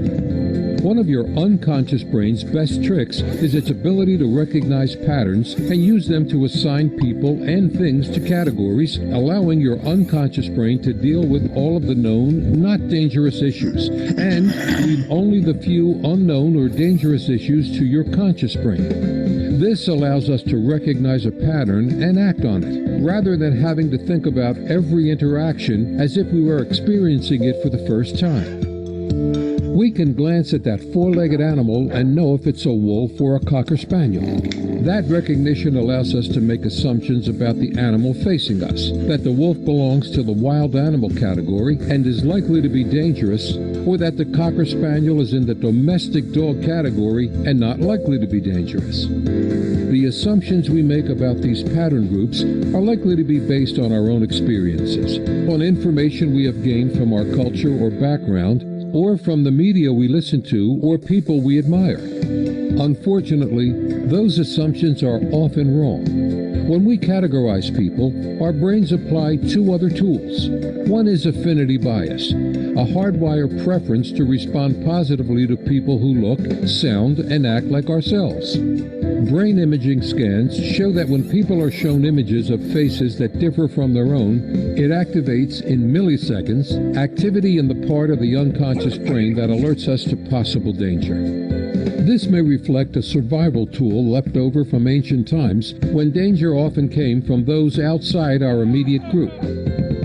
Today, however, this means the associations and biases are likely to be unconsciously activated every time when we come across a member of a group, even if we consciously reject group stereotypes. In addition to affinity bias, our unconscious brain categorizes people into groups and then connects those groups to our learned ideas or constructs about what is good or bad. Now, we've decided whether someone is like us or not, and whether they're good or not, all within milliseconds of meeting them. So, what can you do to manage your unconscious biases? You've already started by just learning about unconscious bias. Now, identify your own biases and address one at a time by building inclusive habits. Remember, if you do not intentionally, deliberately, and proactively include, you will unintentionally exclude. All right. Yeah, so I really like that piece at the end. If you don't deliberately, intentionally, and proactively include, we will unintentionally exclude. The other thing that I like in that video is that really hones in on the fact that we're all on the same playing field with biases, is that if we had to think about every interaction as if we were experiencing it for the first time, our brains would overload, right? So the brain has to work on the fancy word for it is heuristics, or almost like macros in the computer world, where preset actions help us make quicker decisions and more quickly understand things. So yeah, efficiency is the brain's goal, and bias is one of the ways that it achieves that goal. Let's look at bias in the child welfare context. Fathers are less likely to be engaged by the child welfare worker when a staff member reports having past negative professional and personal interactions with these fathers. So the negative or unfavorable experiences commonly reported by staff include fathers expressing unwillingness to participate for unknown reasons, fathers being unable to participate due to lack of resources, safety of the family would be compromised. Some of the things in this particular study in Connecticut that the staff reported. Staff members who described their interactions as successful or positive often reported spending extra time investigating and asking questions concerning the status of the biological father and or paternal family. Things that staff commonly learned about fathers that positively impacted their cases included learning the father had resources such as housing and employment. The father had previous, frequent, and ongoing contact with the children prior to the case being open, and he was easily accessible to staff, as well as when he was perceived as understanding and positive. Okay. Now, it is possible that specific practices concerning father engagement are unique to how long a staff member worked for the child welfare system, their age, their race, their personal fathering and or fatherlessness experiences. So these are some of the things that came out in that research that bode well for staff having positive, or excuse me, that impacted father engagement. So the question is, what other characteristics of staff service providers in the family drug treatment court setting might contribute to unconscious bias against men or fathers? Are there any other characteristics, demographics of people in family drug treatment court, service providers, court personnel, substance use treatment personnel that could contribute to unconscious bias?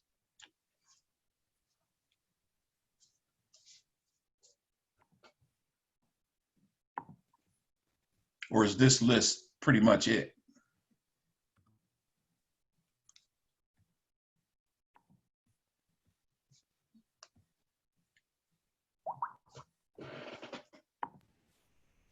Could we add maybe any other different kind of positions or work experience? Okay. So prior to coming into the child welfare agency? Yeah. Okay, that makes sense. Yeah. Depending on what that person may have seen or experienced that could contribute to bias against men or fathers. Yep.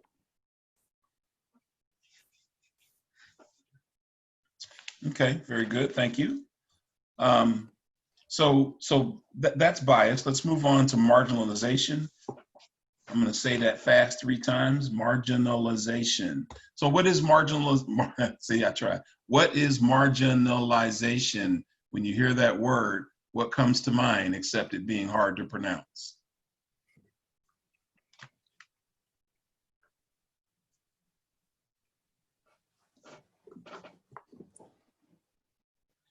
What does it mean to be marginalized?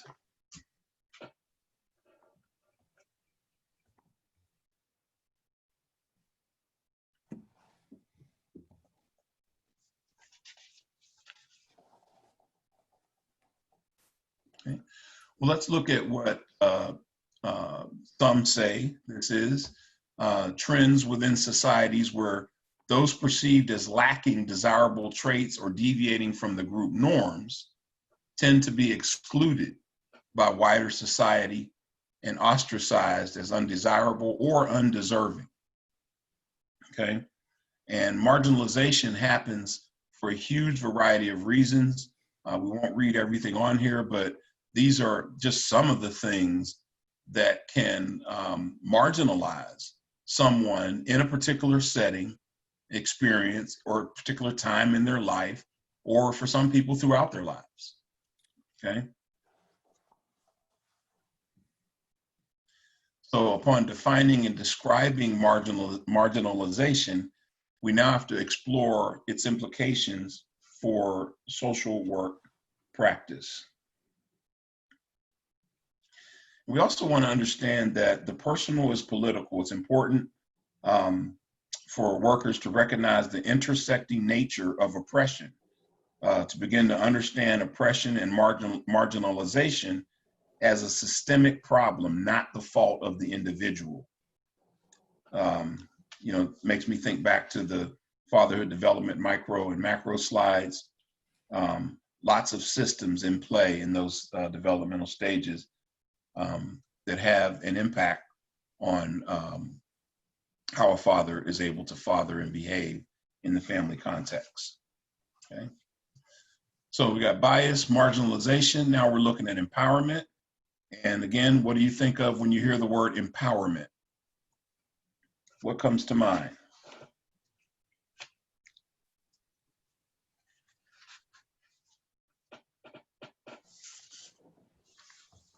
Anybody? Anybody empowered out there? Tell us what it means. Strength is Kayla from Kayla. Strength. Beautiful. Okay. She summed up in one word, you know, I'm a nerd, so it's a process of obtaining basic opportunities for marginalized people through either directly by those people or with the help of non-marginalized others who share access to these resources. In the child welfare family drug treatment court setting, you are the non-marginalized other. Empowerment also includes actively thwarting attempts to deny those opportunities.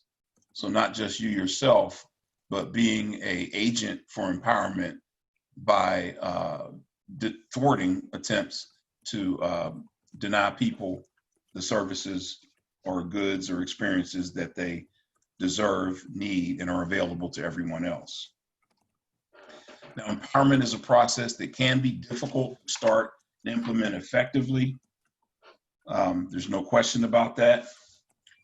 So let's take a look at one way to empower is in how we engage with fathers that we come into contact with and serve and want to serve.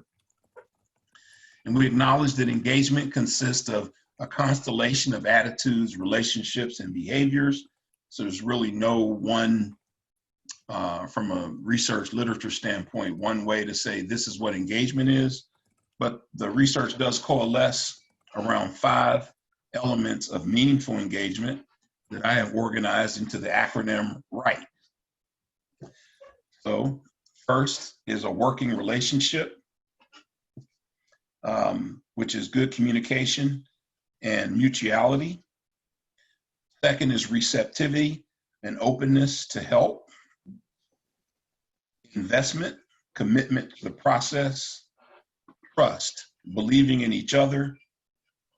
And expectancy, both parties perceiving a benefit to the cooperation, okay? So that's just one way to think about empowerment through engagement, through the right, okay? All right, folks, we are at the time for our activities. Does anybody have any questions or comments or thoughts before we move on? I have a question. This is Leandra. And just kind of listening to everything you've been saying, one thing that's kind of resonated with me is the lack of conversation around domestic violence when men are the victims. Okay.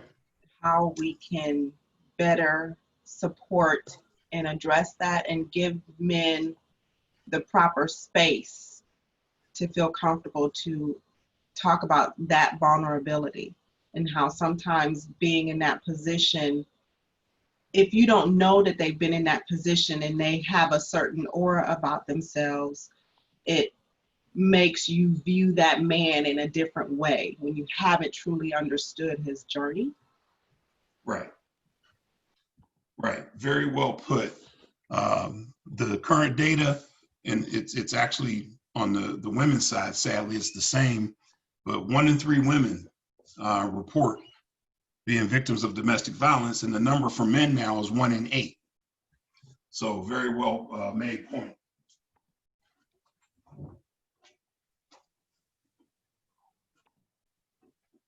Okay, so let's move on to our activity. Steve, you want to set that up? You want me to send both of the worksheets to Calvin? Yes, please. Okay, so I'm going to post in the chat here a couple of worksheets, the empowerment worksheet and the bias worksheet.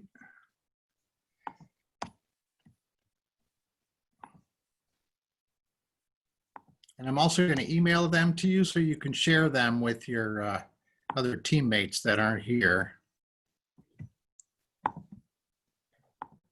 All right, so you can click on those in your chat to pull them up while Calvin talks about that.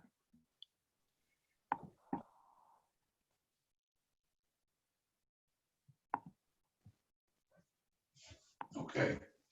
So what we want to do is try to move through both of these. We have right at a half an hour. So the bias management worksheet is built off of Daniel Kahneman, the author of Thinking Fast, Thinking Slow, about his strategies for managing bias. And we want you to look at each strategy in relation to you, how you might implement the strategy as an individual member of the team, and then think about the team, how the team might implement the strategy. With more on the team, you're looking more at an eye of how can we hold each other accountable if there is bias that's getting in the way of us contacting, engaging, and including fathers. And then the second activity is making empowering fathers a practice within the family drug treatment court setting. And you get a chance to look at the 3 levels of empowerment: personal, interpersonal, and environment. And then think a little bit about how in the family drug treatment court team setting, you can help the the marginalized or potentially marginalized be more empowered. So we will give you, let's give about 20 minutes or so.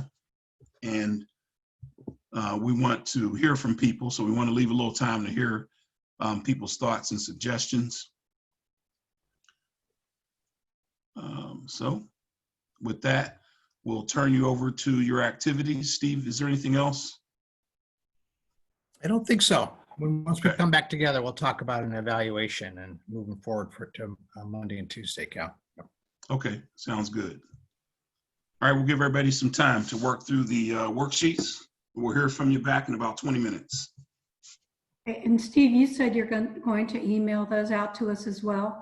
I did just email them to everybody that's on today. Yeah. Okay, thank you. Sure. 2 separate emails.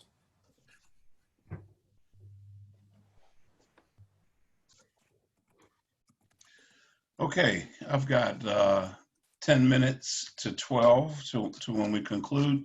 So just wanted to give people a chance to report out on anything that they choose to. It's always good when people share their work because it can feed others with ideas and strategies. I'm gonna stop sharing my screen here because people have typed into their forms and I'm seeing it on my screen, and I don't want y'all stuff to get out like that. I want you to own it. So, all right. Glasses on here. All right, so what did we come up with? What type of things do people come up with on the bias worksheet that they'd like to share?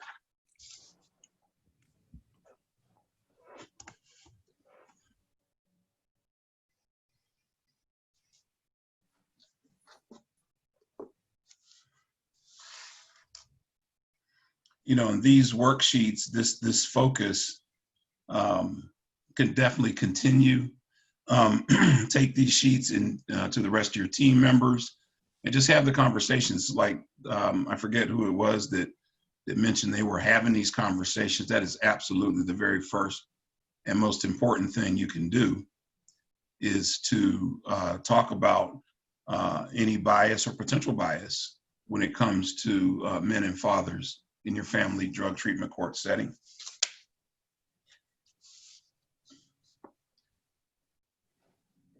Do we have anyone who's ready, interested in sharing what they came up with, either as an individual or as a team?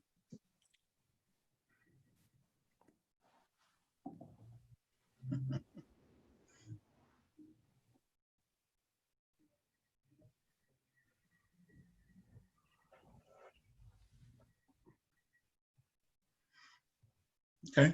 How about make empowering fathers a practice within your family drug treatment court setting? What did folks come up with there?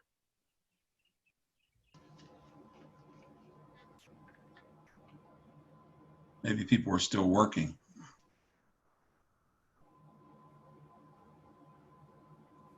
Latanya's encouraging some involvement. Unmute those videos. Get in the game. I have a question. For that one, sorry, my daughter's probably gonna giggle the whole time. For the first one, in the ways that you know that we may have been marginalized in our role, could I have age for mine? I'm only 25, and I feel like sometimes because I'm younger, people kind of separate me out of the team a little bit. Yeah, thanks for sharing that. As we saw in that list, the list is pretty long of the ways and reasons that people get marginalized. And it's incumbent upon the rest of the team, leadership, to find a way to empower you, right? And that's why I put that question on there, because if we're talking about fathers being marginalized, I think it necessarily starts with us as individuals. How do we see ourselves being marginalized? Just so we can connect with that issue, and then move out more broadly to helping our team not marginalize fathers. So thank you, Ms. Jones, for saying that. Okay. Any other comments, questions on the worksheets or any other part of the training?